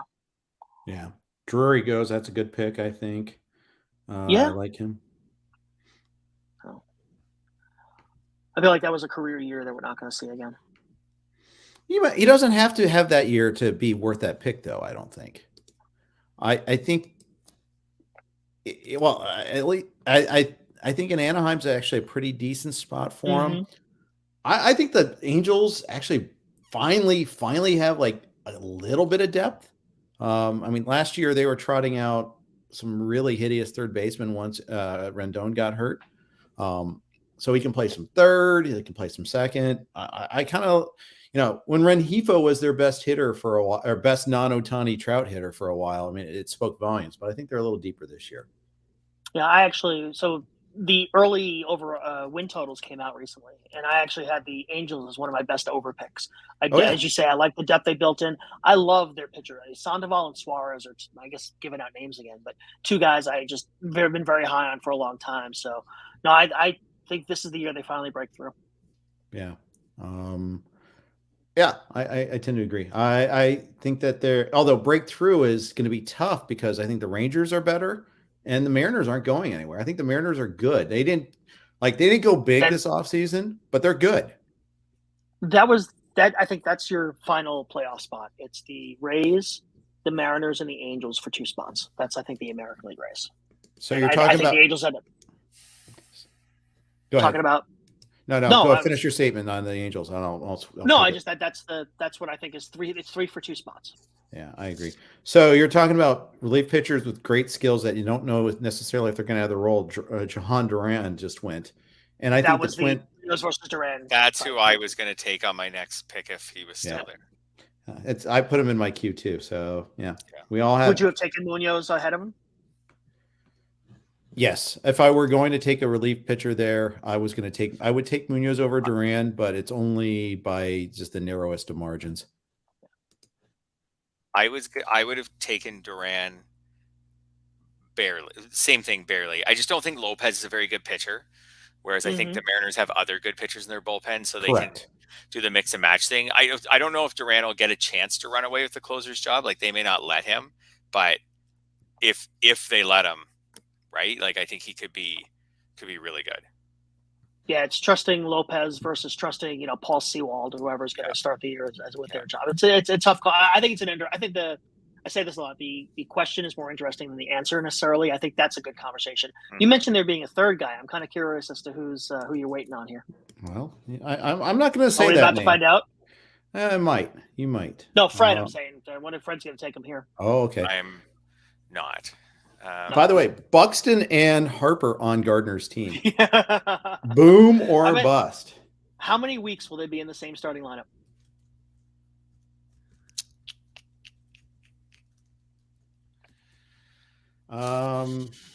Like you already start with. I probably would go. I would take the under because Harper is maxing out at like 12 anyway. Yeah. So I'd probably go. I'll take the under 8. Yeah, and he's UT only at least to start. Probably UT only the whole year. Oh, Fred, the double second baseman. Ooh, Brendan Lau. That's not nice. Why'd you do that to me?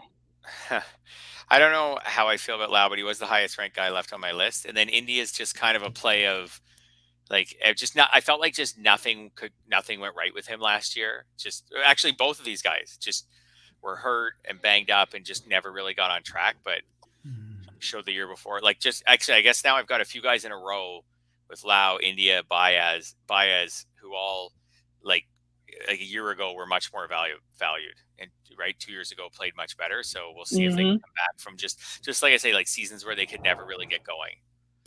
Well, I think it's Eric Carabello who I first heard talk about this. Like, last year's ratings still matter. Like, what you thought about these guys a year ago still should have some relevance. So yeah, Lau is right in that. In fact, both these guys are right in that sweet spot. It's a great point, Fred. I'm annoyed that you took both of them. One would have been good. Just saying. Yeah.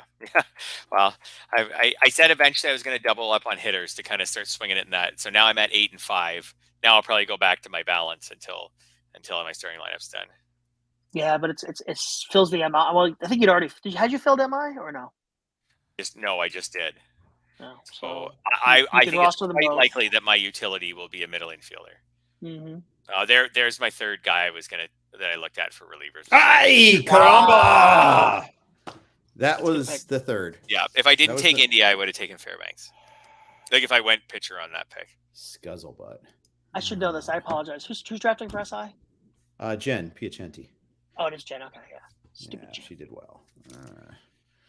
I played in a local league, the Gotham Diamond District, with Ian Kahn, Nando DeFino. It's a few years ago. Jen was in that league. She really knows her stuff. Wish you knew a little less stuff. Could you be dumber, please? That was definitely my pick. Yeah. So I wanted either the second baseman or Fairbanks. So no, that's okay. I mean, Just This is why you're a about. fantasy Hall of Famer, Jeff. You find the answers. Yeah, Here. you find ways to pivot. Yeah, well, I'm pivoting right now. Yay. That's all right. Can't get tilty this early. Or ever. So I'm drafting from a friend's house here in the valley, and down in his furnished basement, those are golf balls. His golf balls behind me, and he tapped out at about 1:45. That's how quick. That's how long it takes to bore somebody who has no interest in baseball. I'm amazed he made it this long. His Really, fantasy I'm football truly draft amazed. would have been long over. He had a laptop, a phone. He had a lot of things to entertain him, but he just tapped out. Yeah, I can believe it. I'm honest. Yeah, it's good on Dave for making it that long. We all like Dave. All right. You would all like Dave too if you met him. Very likable guy. There goes another skilled closer committee guy, Paul Sewald. Yeah. So Jeff, if you hadn't taken Munoz, I did think about taking him and Sewald on the turn. I don't think I would have done it, but because maybe that kind of caps your ceiling, because I even think the Mariners could throw some saves at someone else, just Castillo, whatever. So I can't say that Munoz and Sewald together are 35 saves, but I did think about them on the turn. There's Alex Lang. We're really dipping in now to, and Jeff, you did it. You took Daniel Bard. Yeah, what do you? I know obviously he has the role. You're not that concerned about being cool, walk rate, or maybe he's just not that good. I think he's that good. Okay. I mean, I'm obviously Coors always wins, so yes, I'm just hoping to avoid the Reaper for one more year.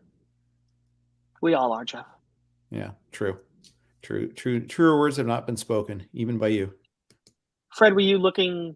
Did you expect this type of second or third tier closer run here, or is this a bit of a surprise? Yeah, I did actually, and I kind of felt comfortable because this is a fab and trading league. I kind of felt comfortable just sitting out of it if it didn't go my way. Like I think I felt like on the last turn, like I was taking Lau. He's my highest ranked guy, so I was taking Lau for sure. So it was kind of like India or Fairbanks, and I knew if I took India that not only would Fairbanks not make it back to me, but neither would several other good relievers. But again, like you can fab your way out of this. I have one closer, hopefully with Batista. You can fab your way out of this. You can trade your way out of this. Wait, Fred, do you make trades? I do. Not as many last year actually as usual. I need to get back on that horse a little more this year. But my goal is to make a trade with you. We've never made a trade. Okay. I don't think so. Okay. Make a deal with you. I don't think I've ever made a trade with Fred. I tend to go the other way. I'm very low trading volume. Low trading. Yeah, I'm annoying. No, Joe, you're not. You're on the clock. You're annoying. No, just kidding. Yeah, I'm going to. I have a sea of yellow in a row here. I had my own personal yellow brick road because I only had one starter early on. Yeah, but I think I think you can make up pitching in a way you can't make up hitting. Right. I like so, that build. In other words, I might be screwed because I went too many pitchers here. Oh, you're saying you can make a pitching where I did? Yes. Yeah, I can see that. So McCullers. I don't know what to make out of this news on McCullers. I'm just running the heck away from him. I just worry about that forearm being an issue again. For sure. I'm counting on this being a nice buy low opportunity based on, as we talked about, the February scaries. He gets a late start this year. I can live with that. I don't expect him to throw 180 innings anyway. And I think the 130 that he might give me are going to be fantastic. Yeah, it'd be really good innings. Yeah. Hey, I took a guy in round 4 who I think is going to give me 130 innings. So. Yeah. Who am I to judge? Danny Jansen. That's a nice pick. Yeah, especially because he's a catcher. Another catcher. Compared to Will Smith, I feel like you're getting Will Smith 8 rounds later. Yeah. If Danny Jansen can stay healthy, like that's been his thing the last couple of years. I think the last 2 years his OPS is over 800. He just needs to stay healthy. Yep. Easier said than done for a catcher, but it's easier said than done for him and every other catcher. So, like some of his injuries have been of the fluke variety. Mm-hmm. So I'm not holding them all against him.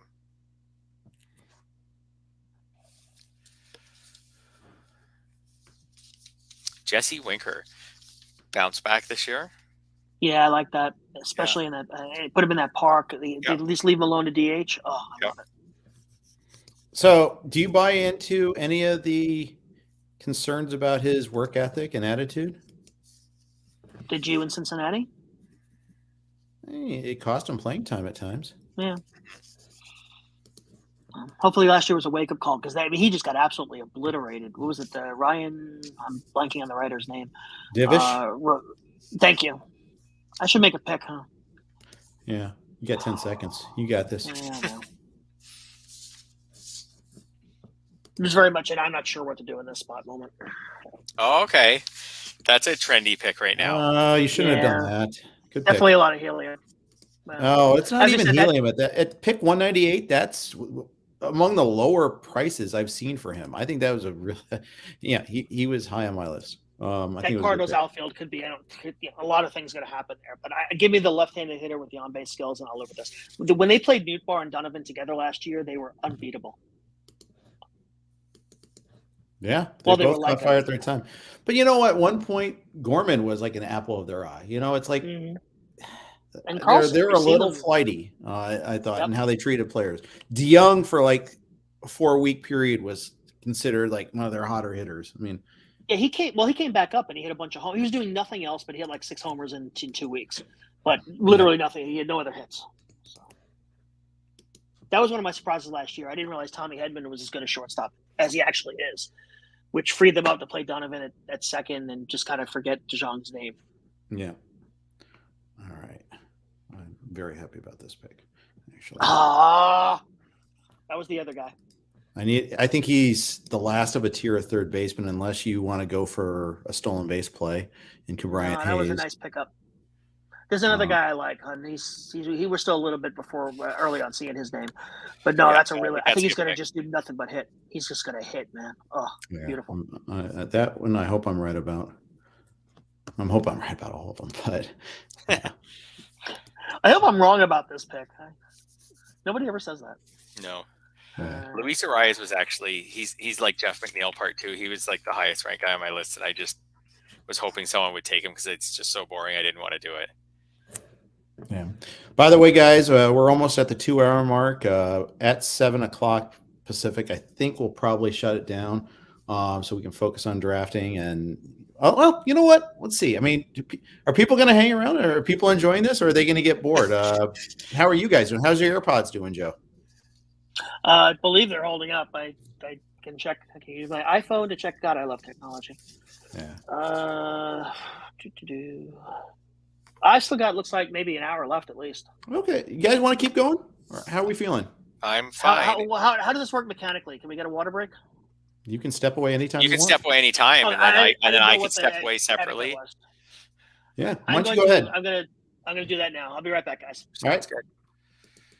Yeah, Jeff, if you can handle this level of attention that you've been getting from me in the last couple rounds, then we're good. Yeah. I mean, this is the point where you start looking at your list a little harder.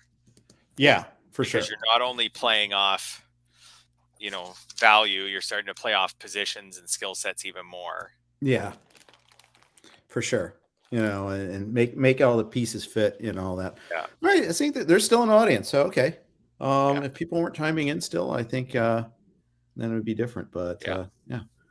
By the way, Justin Turner ranks high. Like, I'm not thrilled with him. But at the same time, he always kind of rates high when I run my projections. Okay. So I should probably heed that a little bit. Oh, Patrick Sandoval just went. He was going to be my next pick. Yeah. And I was pretty happy about that. You and Zach were picking each other off last year, I remember. Yeah. So that makes that checks out.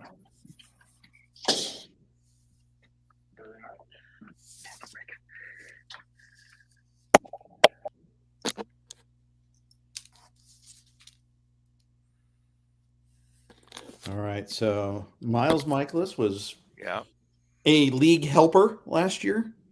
There was a big thread about don't using the phrase league winner, and I kind of tend to agree with that because in baseball you need like 20 league winners.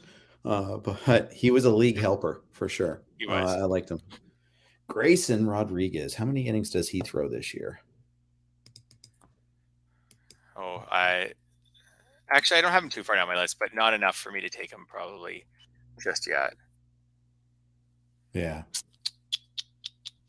So that dinging of the bell on my computer means I'm up. There's one guy I'm taking for sure. Okay. Tim the Cloud taking Jordan Walker is like as surprising as the sun coming up in the east. Yeah. That is definitely in his wheelhouse. All right. So I'm going to start with this one, which fills a need for me at third base. Not exciting, but whatever. It's a lot of steals. And then Nabbit, another good pick by you. Stop making good picks. He's second base eligible too. You're not supposed to do that to me. sorry. Good pick. I mean, then my next one, let's see. I don't usually do this at this point, but I may play some ADP chicken and not take the highest ranked guy on my list. And instead, I'm going to try this guy. Okay. John Gray. Well, I like it. Hurt a lot last year, but Yeah. I think one of my highest pitchers. He's one of my highest ranked guys left. I have a pitcher ranked higher than him on my list who has a much better chance of making it back to me. So, and the gap between the two of them on my list was not much. So I'll go with that. And I like that turn. Josh Rojas, I'm maybe a little steals heavy with him and Starling Marte and Acuna and Real Muto. I may be a little steals heavy, but that's okay. I can trade out of that. Yeah. So question was asked. Getting the third baseman to me was a big deal. Yeah. Oh, well, I took one, so I can't complain too much. Yeah. Clark, that's a good one. Question asked about Joey Meneses. He just went in this last round. I want to know your question on this one here too, because another one where he could be really good for the price, given how good he played last year. He could also be the next Frank Schwindel, and I had a lot of Frank Schwindel. Yeah. It's so hard to get Frank Schwindel out of your head, right? When you're looking at Meneses, you're like, I can't forget Frank Schwindel. Mm-hmm. So, anyways, I'm fine with taking him. I think his playing time's locked in. It is similar to Schwindel. He could be a, late career, brief breakout, flops again right away. But I'm fine. I'm totally fine with taking him with where he goes this year. He was into my queue, not at the top of it, but he was into my queue when he went. Yeah. So there you go. Brian Hayes just went. A lot of third basemen are going right now. That's actually, I heard you and Scott talk about Brian Hayes, so I actually kind of know how you feel about him. Yeah, already. I'm not really there for him. Not a big fan. I think I think at the same time, he fits a need. If you need stolen bases and you're getting it from third base, I can see the value. But I'd like to see some power out of him. I'd like to see, it's not like he's a rookie or even second year. And it's not like he even, for that matter, hit for a lot of power. We're talking about Brian Hayes here. It's not like he even hit for a lot of power when he was in the minors. It was just never really there. Mm-hmm. Segura's a nice pick there. Jerk. Ryan Bloomfield with that pick. Yeah, Segura's a solid pick. He's always a solid mid-round pick. Yeah. And he gives you a little of everything, and that a little of everything is kind of what I need right about now. Yeah. Yeah. So by the way, Josh Young was asked about, and we haven't drafted him yet. Under consideration for me. Yeah. I won't be the guy doing that, I think, tonight. Position need or otherwise. I just don't think I'm going to be the guy who drafts him much this year. Okay. You? Okay. I could see myself taking him in a couple places. Yeah. I wouldn't be the guy behind the guy, but I could take it. I could take some chances on him for sure. Evan Phillips, that's kind of fun. He was my highest ranked reliever left. He's a good pitcher. I just don't know if he's got the role, but again, it's like Munoz. I actually think he's kind of in that Duran, Munoz, Sewald, Fairbanks group until the Dodgers settle on someone. Right. So maybe he's at the back end of that group, but I kind of think he's in it. Yeah. Same thing. Really good pitcher last year. Should be good. He's a Dodger. He should be good again. Who knows who has that role? Yeah. All right. Going to go with the last year's bum here. Fills a lot of positions, including second base.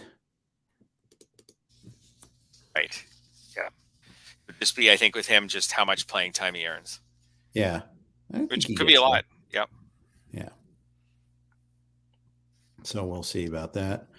Nate Eovaldi goes. Solid bounce back potential with him. Joe is back. I added him 1, back. 2, 3, 1, 2, 3. Can anybody hear me? We sure All can. loud and clear. I could. I had to add you back to the stream. Sorry about that. Yeah, I think I screwed something up, so I'm glad I'm back. Oh, look, my entire queue got wiped out. That was fun. Yeah. So weird that in an expert league is drafts efficiently. Highlights at 11. I always hate calling it an expert league when I'm in it. Like, then it's an industry league. If I'm not in it, it's a bunch of experts. You could call it a partial experts league.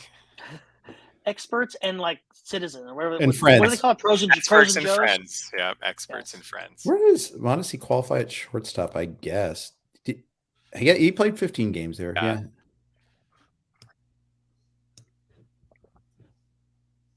He could lead this league in stolen bases, right? I mean, and you could also play 30 games. You got 30 stolen bases or 30 games, your choice, or both. Boston will run a lot. Yeah. I had him ranked a little higher, and obviously, like most people, until a couple weeks ago. And then he's just one of those guys where as soon as he's nicked up, it just all comes flooding back to you, like all the frustrations of the last few years. Exactly. So then I downgraded him pretty significantly. But then he shows up and he has that Richard Hidalgo year from whatever Richard Hidalgo's huge year was. Oh, I remember that year. I think I had him in fantasy that year. Yeah, on some teams. But that could be that's like the shape of his potential performance. It's frightening. Yeah. Joe is on the clock. Luis Urias just went. All right. Well, speaking of guys who are healthy or, possible big contributors if they're healthy, I just don't want to get too deep into the weeds on third base. Right. Well, but when you were away, someone asked about Josh Young. What do you think about him? Josh Young is the weeds that I try to avoid getting too deep into. I shouldn't say. I actually have ended up with Young in a lot of best balls. I was looking at that this morning, and I like the player. I could skip Rendon, take somebody else, wait on Young, and then not get Young and end up with Kevin Seitzer at third base. So I'll take Rendon and see where we are later with Young. That's right. I got Chris Sabo coming my way, so there you go. Did you have the goggles? Because I actually wore rec specs when I was a kid. I bet you did. Thanks. Wow. Yeah. I also, for baseball, I actually had something like that. Bad choice, Joseph. I am getting just Lux or green or both? Green. Every time I pass on a guy, Kyle's picking him up. Man alive.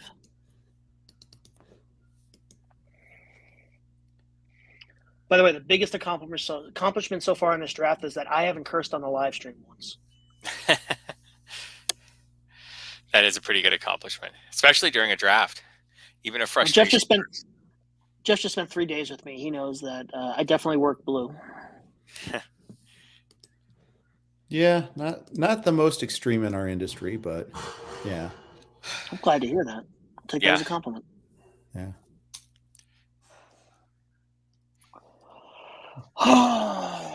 Mr. Murgatroyd. Exit, stage right, stage left even. Yeah, I guess that is a pretty old reference. No, I like that reference though. Just imagine Bill Raftery as Snagglepuss. Oh, there's a fun pick. So, Joe, you feel like he's going to get that rotation spot, eh? There's actually a pretty good chance even someone gets hurt between now and then, and there's not even a battle. It's even another one of these where I'm just taking the guy for the 130 innings he will throw and counting on them to be good. I feel like unless you're talking about the top 15 starters in the game now, you really have to think of it as having a cap on the innings. So it's just the way the game has changed just the last 4 years. So yeah, Fred, I'm counting it. It's with closers we talk about skills rather than roles. Yeah. With starters, I'm almost saying skills rather than innings, and seeing it just fall where they may. Yeah.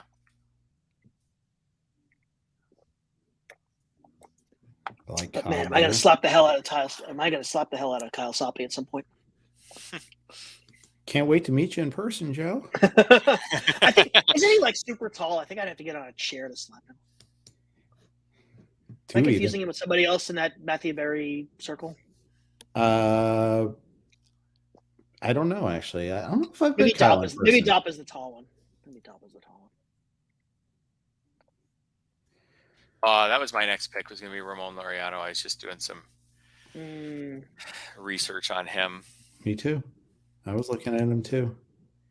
Is that our first A's player? I can't imagine who else. Oh, Hunter Brown's a good pick. Yeah. Good job, Dr. Roto. Jerk. I mean, nice pick.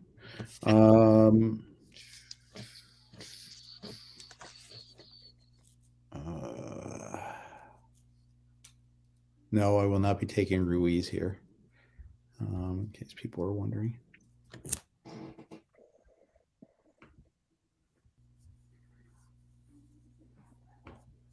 But it's not out of the question either. Oh, I can't make comments unless I'm signed in or something. I mean, you can. Oh, you should be. You should be able to make comments in the forum here. I don't see an entry box. It's all right. It's not a big deal. I was just gonna. If somebody could point out, could let them know that they're golf balls and not baseballs. Okay. They're golf balls, not baseballs.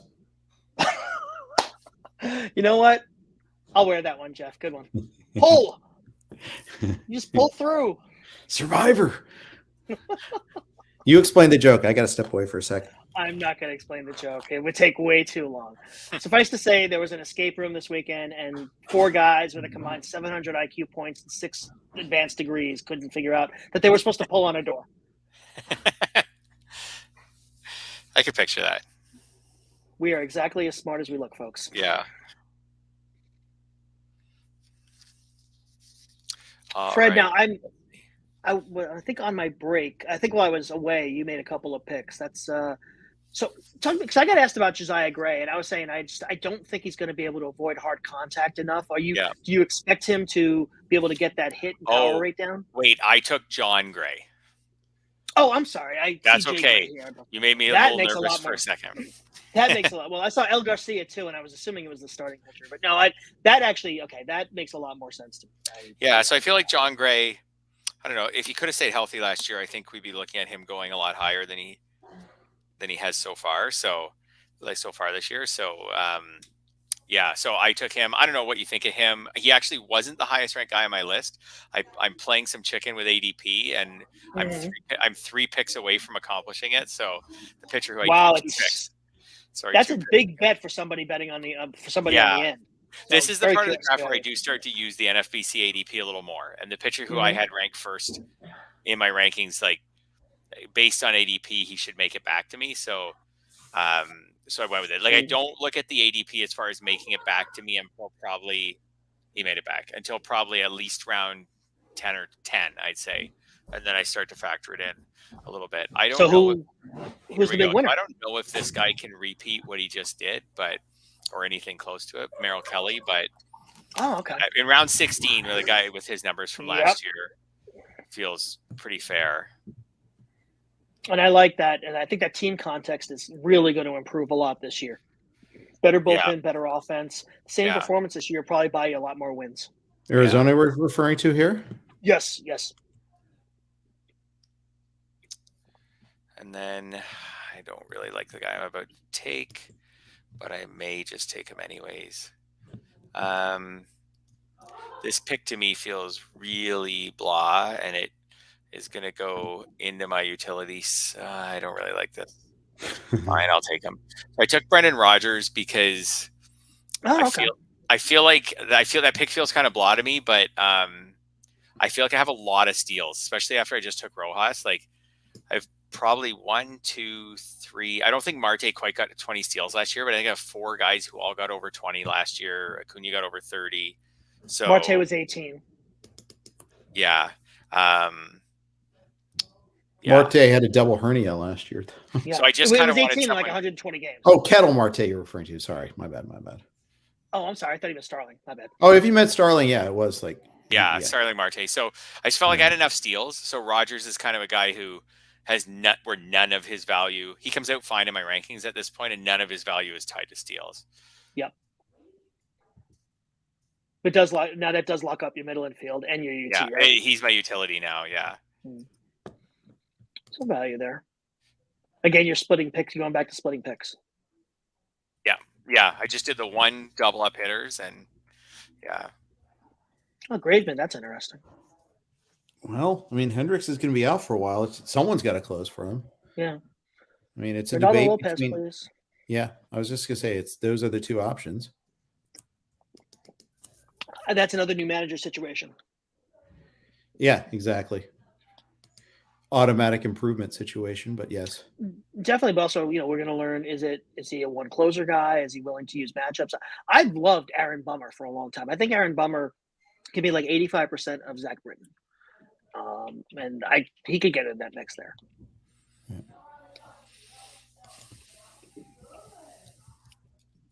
There's a random thought at this point. I don't love outfield and where it's at when you get late into drafts. I only have 2 of them, and yeah, I don't love where outfield's at. That was where for me, where the Newport pick came in, where I'm looking at the next 5 or 6 outfielders down. I'm like, you know what? Let's lock this guy up and figure out where we are. That's my 4th outfielder, if I remember correctly. Well, I guess I shouldn't give out this name just yet, so I'm going to shut up. Okay. Jeff, thanks for having me on. This is a lot of fun. Yeah, I'm glad you enjoy, and glad you're enjoying it. It's great. The 3-man booth is better than a 2-man booth for this, for sure. Oh, for a 2.5 hour project. Yeah. I do think we will stop at the end of this hour at the latest. We're in round 17 right now, so it might almost be done by then. I'm cutting out, just so you guys know, in about 8 minutes to do a quick, serious little interview, and then yeah. That's the other reason why we do 3-man booth. There, perfect. Yep. Detmers. So we're starting to pick guys who are really close. good. Yeah, picking guys who are close to the guys I like, which is making me nervous. But yeah, Detmer's another guy. Like, he had the no-hitter, and then he blew up. Second half, he was fantastic. I really think that staff's is underrated going into this year. Yep. Will Myers just goes. I like this guy better than the outfielder, so I'm going to take him. Ooh. You a believer? I am. I think this is a kind of a post-hype guy, and it's not even. I mean, he was. Yep, I think so too. Yep, that's a good one. I think that's Tristan Cassis for people who aren't watching the draft board, by the way. Yeah. We're talking about. I love his plate approach. I think he's a poor man's Vinny P, and maybe not even poor man's. Might be very similar on a better ballpark, no less. Oh, come on. Yeah, so finally, I think you and I got shamed a little bit in not taking Ruiz, maybe, but I don't know. It's boom. I mean, look, I had Billy Hamilton like the 5th round of one of these 10 years ago. So Yeah. I'm perfectly capable of being wrong about a guy like that. Yeah. So yeah, it's interesting to see. Ruiz is his first reserve. He's already filled his hitting spots. Wow. And through 17. Wow. What? Holy cow. Yeah. That's a lot of confidence. Wait, so he has like 3 pitchers? Correct. 4, I guess. Well, 3. No, yeah. 3, because he has him on the bench. Yeah. Wow. He has Rodon, Fried, Williams, and Sale. Rodon, Fried. That is a risky approach, but hey. He has no catchers. Well, if he's got a group of late round hitters, Podhoser taking a risky approach? Impossible. I know. What are the odds? I blame Justin Mason for that earlier. He's not in the draft. Yeah. But Yancy Diaz. It's not a bad one.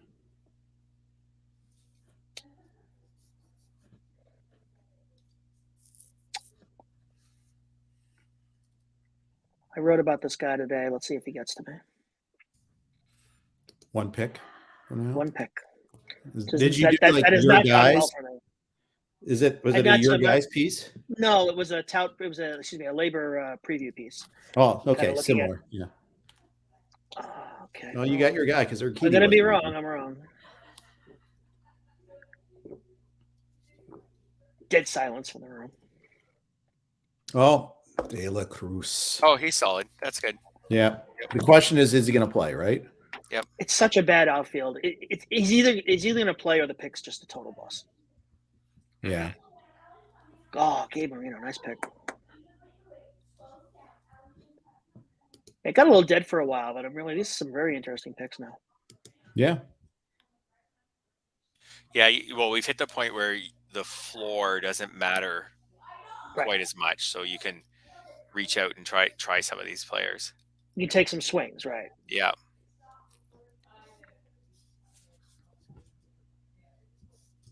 I mean, you can still do the floor picks. Andy Diaz just went, so I mean, you can still do those. But yeah, you definitely don't feel as much pressure. Any teams jumping out at you aside from the 3 on this call? Yeah, I haven't looked at the other ones too much. I don't do that typically that much. Yeah, unless there's like a big after. board right in front of me, like in the NFBC or even at Tout where I can see it. I mean, I've got enough stimuli in front of me that it's hard enough to do. I'm tracking my tool. We're doing this live stream too. Obviously, that makes it a little bit difficult too. So, but when my draft tool said Ruiz was an illegal player, and I forgot that I put reserves into that as a possibility, then he needed. I can move him to all of his hitter spots are full. I can't move him to catcher. Okay. So yeah, but I'll notice that sometimes. But in football, I think I can be more aware of it. Fewer roster spots and easier to track. Yeah. Exactly right. I happen to notice because when Ray took the Marino, I was realizing that I really like his draft so far out of the late spot. Yeah, I like that Marino pick a lot. I think he'll get plenty of playing time there. I'd like to go off the board for 1,000. You can do it for free, Joe.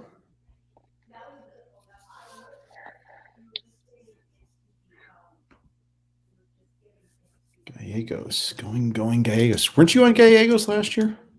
Yeah, I just don't think he gets the job this year. I think Helsley pretty much locked it up. I don't know if he did. He's got the health concerns. The way they were used last year, Gallegos picked up save opportunities late. I wouldn't be surprised if it's a timeshare. I'm going to go with another speculative reliever in a timeshare. Oh, I had to look up which T. Rogers it was. Wait a minute. Oh man, I probably got the wrong one, didn't I? No, you did. You got the right one. But I was just wondering, it could have been Trevor. Could have been the starter. Yeah. That's actually somebody who it could eventually be. I'm a big fan. Yeah, I did get the right one. Okay. No, I think he bounces back this year. Hey boys, Trevor. I'm jumping off for a minute to do this interview. Okay. Say nice things about us. Or at least me. All right. So if you don't have any opinions about anybody else's team, how do you feel about yours right now? I feel like I'm chasing, but I think that's the nature of 15 teamers. A live draft at that makes feels like the talent runs out early. The hitting talent is running out. There's a lot of pitchers I like still, but unfortunately, I have hitting spots I still have to fill. There's lots and lots of pitchers I like still, and not so many hitters that I like. And that means I need to dig deeper on the hitters. I think and that's important to know that. To know when you're like, for instance, Finnegan, he's unquestionably the Nats closer, and he just went this late. I mean, I don't think he's. Is he though? I mean, he's not that good. Hunter Harvey sitting there. Yeah, not that big a fan. Yeah. Langoliers. Now that's a nice pick. Yeah. I'm not going to take my second catcher at this point, but you're waiting to around 38 or 39, right? Exactly. You're up. I'll shut up. Yeah, I know. That's okay. So let people know that just check out JoeSheehan.com. I'm going to do an advertisement on Jeff's stream here. JoeSheehan.com for the Joe Sheehan Baseball newsletter that I've been writing since about 15 years now. Not fantasy specific, but it's a fun baseball newsletter. A lot of people have been reading it, enjoying it. Check out JoeSheehan.com to subscribe to it. There you go. Good job. And we return the stream to Jeff's various companies.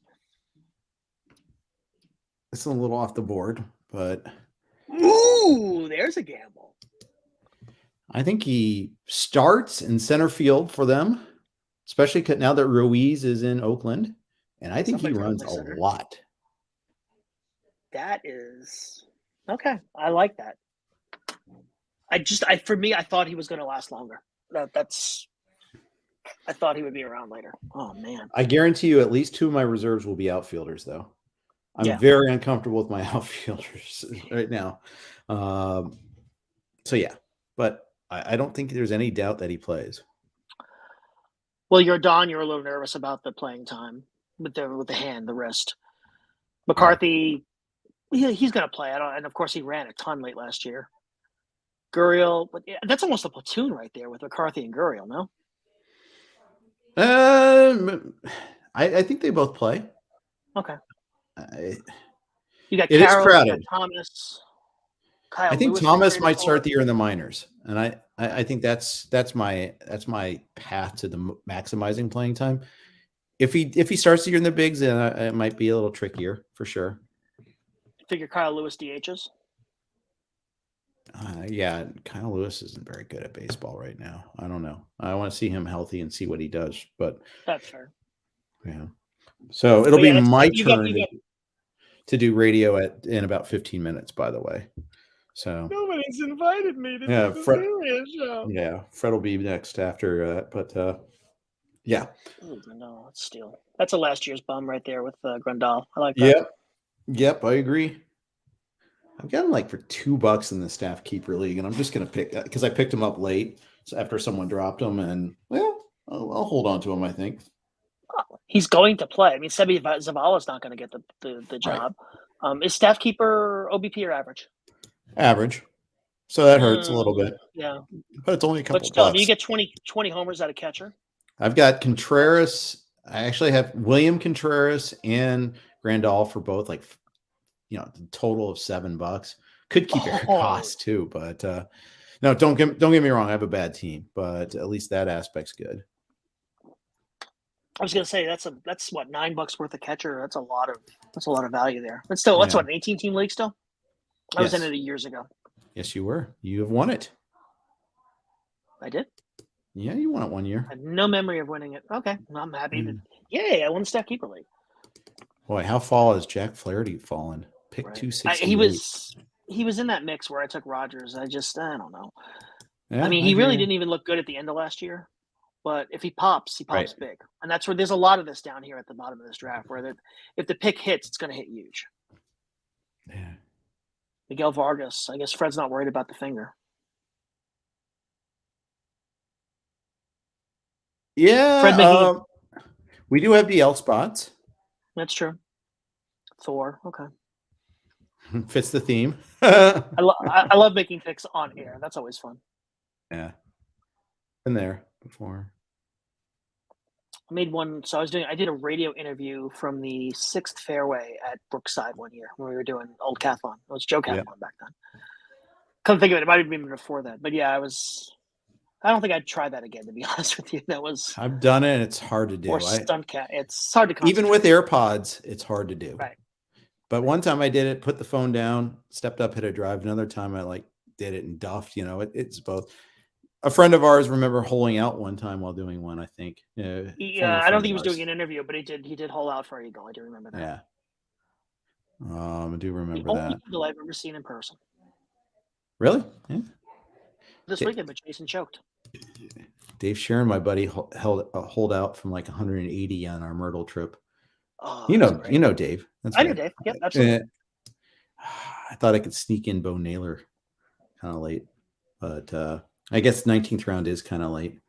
Now that I think about it. I wonder about the access to playing time now that they signed Zunino, who, they value catcher defense so much. That's fair. So, they played Hedges last year, and Hedges can't out hit you. So, I wonder if it just might be hard for Naylor to get in there. For sure. That's the thing about an early draft, and our friend Scott Pianowski, he's in this draft, I should say, from Yahoo. He's always advocating for the earliest possible drafts. He feels that's a real differentiator among managers. I think so too. Oh, Kalanick. I just saw a note on him today. Apparently, he's reworked the whole swing. Yeah. He'll create some new ones, new holes. So you're confident about bounce back? He was on our panel for Factor Fluke last year, or Are You Buying, or whatever we called it. We kind of rebranded it a little bit this year at First Pitch Arizona and talked about Jared Kelnick. And I don't know. I mean, yes, he showed some signs of being able to recognize breaking pitches a little bit better, but emphasis on a little bit.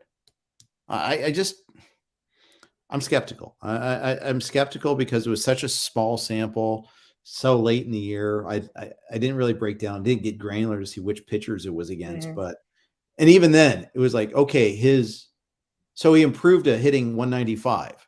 Right. I understand there's an upside, there's a ceiling there, but there's also a trip to Tacoma in there too. And they're not going to mess. They're not going to let him fail again. I mean, they need to win games this year. Exactly. So that's why I'm a little lukewarm on him. Jeff's up, so I'm going to once again advertise. No, I'm not. I'm just going to damp for a little bit. It's interesting because you've talked about outfielders, and it's getting increasingly thin since you brought that up. Blackman's gone, Kalenick's gone, Kelnick, I should say. Jock Peterson went late last round. Wondering what you're digging through here. Yeah, that's a good sound. Volume, lots of volume. I'm debating two different guys here. I think I'm going to go with Cub Door. Concerned with playing time here, but I think Christopher Morel at least can do a lot of things. We'll see. Well, I'd be less concerned. I think because he can play all those positions, his playing time is probably in better shape, no? Right. Ooh, Bryson Stott's a pretty good pick for the price if you're waiting on second base. I like that pick. That's a smart choice.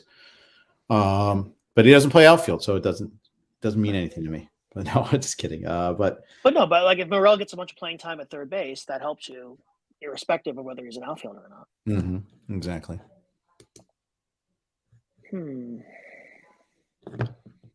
All right. Holding my breath again. I know who I want.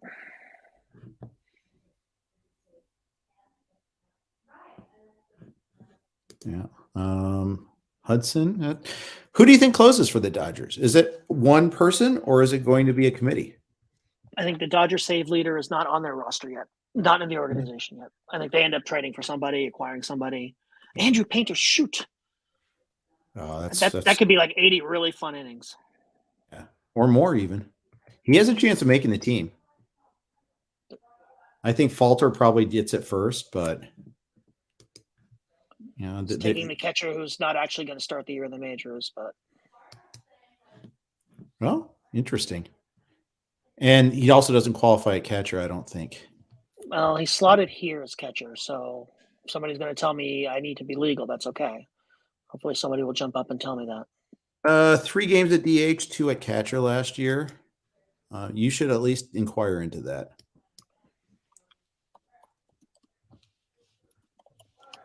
Not wait until you get to the last round of the draft and have to take a catcher or something.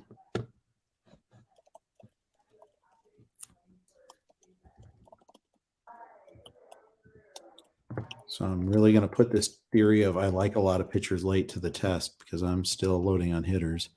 Plan to probably do so again with my next pick.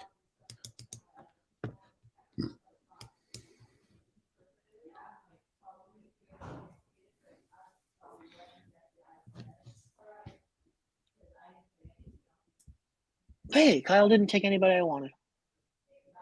It's a Festivus miracle. Well played, sir. Thank you. Thank you very much.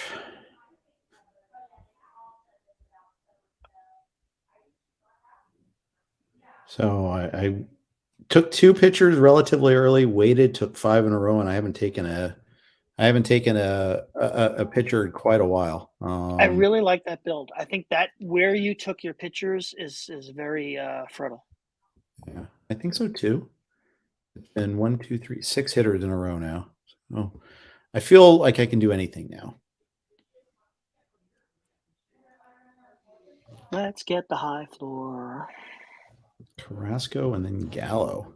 Guys, I'm back, so you can stop ripping my picks of Noah Syndergaard And Jeff has to stop making nasty comments about Canadians. Please, you've got it. It's awful. Those nasty Canadians, they're so impolite. In true Canadian fashion, I'll apologize to Jeff for doing things that make him make fun of us. Yes, sorry. All right, so I am going to be next on Sirius XM, so I'll let you two handle the conversation. And about I got stories to tell you about Jeff, Fred. I bet you do. Stories that can be shared on air. It's after 10 o'clock Eastern. We'll take our chances. Yeah, you're right. Someone just got auto picked there, right? Really? Oh no, Hayes? No, Hayes. That can't possibly be on top auto of any. pick. No, it wasn't near the top of the queue. Yeah. No, the next person to go to auto pick is going to get stuck with Trevor Story. Yeah, that's probably unless they set a queue. Right. In which case they're and there wasn't a little lightning bolt next to his name, so we're good. Okay. What does a little lightning bolt mean? Auto pick. Oh, I didn't know that. I think it happened earlier to P&O, it came from his queue, so he's fine with it. It's like the draft software across the board they're all so good now. Some of them used to be really clunky. Yeah. Oh, Fred, you're in trouble. My iPod just died. You're gonna have to fly solo. Okay, sounds good. Ruh-roh. Sorry, man. That's okay. Thanks for having me, guys. Yep, no problem. Should we consider wrapping it? Yeah, maybe we'll wrap it here then, Jeff. Yeah. I may not be witty enough to fly solo for the next 10 minutes at this point in the draft. I don't blame you. I'm on the clock, so I'll make my pick and then we can sign off here. Sounds good. What are you thinking? Another outfielder, probably. There's an adjective I'm thinking of right now. I don't know what you're talking about, so I'm not smart enough to figure that out. I will take a Phillies center fielder, Brandon Marsh, instead. Okay. That's playing time and floor, man. Could run a bit. Yep. Yeah. So, all right, guys. Hey, everybody, thanks for tuning in. Really appreciate it there. We really had fun doing this. We did a little longer than we did before, and I appreciate all the comments in there. And, at one point, I think we got up to like 200 people, so it was pretty cool to have in there. I'll post the link in the forum one more time so people can follow the draft results. And, of course, if you're listening after the fact, thanks for tuning in that way, too, for this extra long podcast. Big thanks to Joe Sheehan from the Joe Sheehan newsletter and friend Zinkie from Yahoo, and of course the RotoWire podcast on Tuesday nights. Thanks again to Underdog and Fantrax for being our sponsors as well. Thanks for listening, guys. Take care.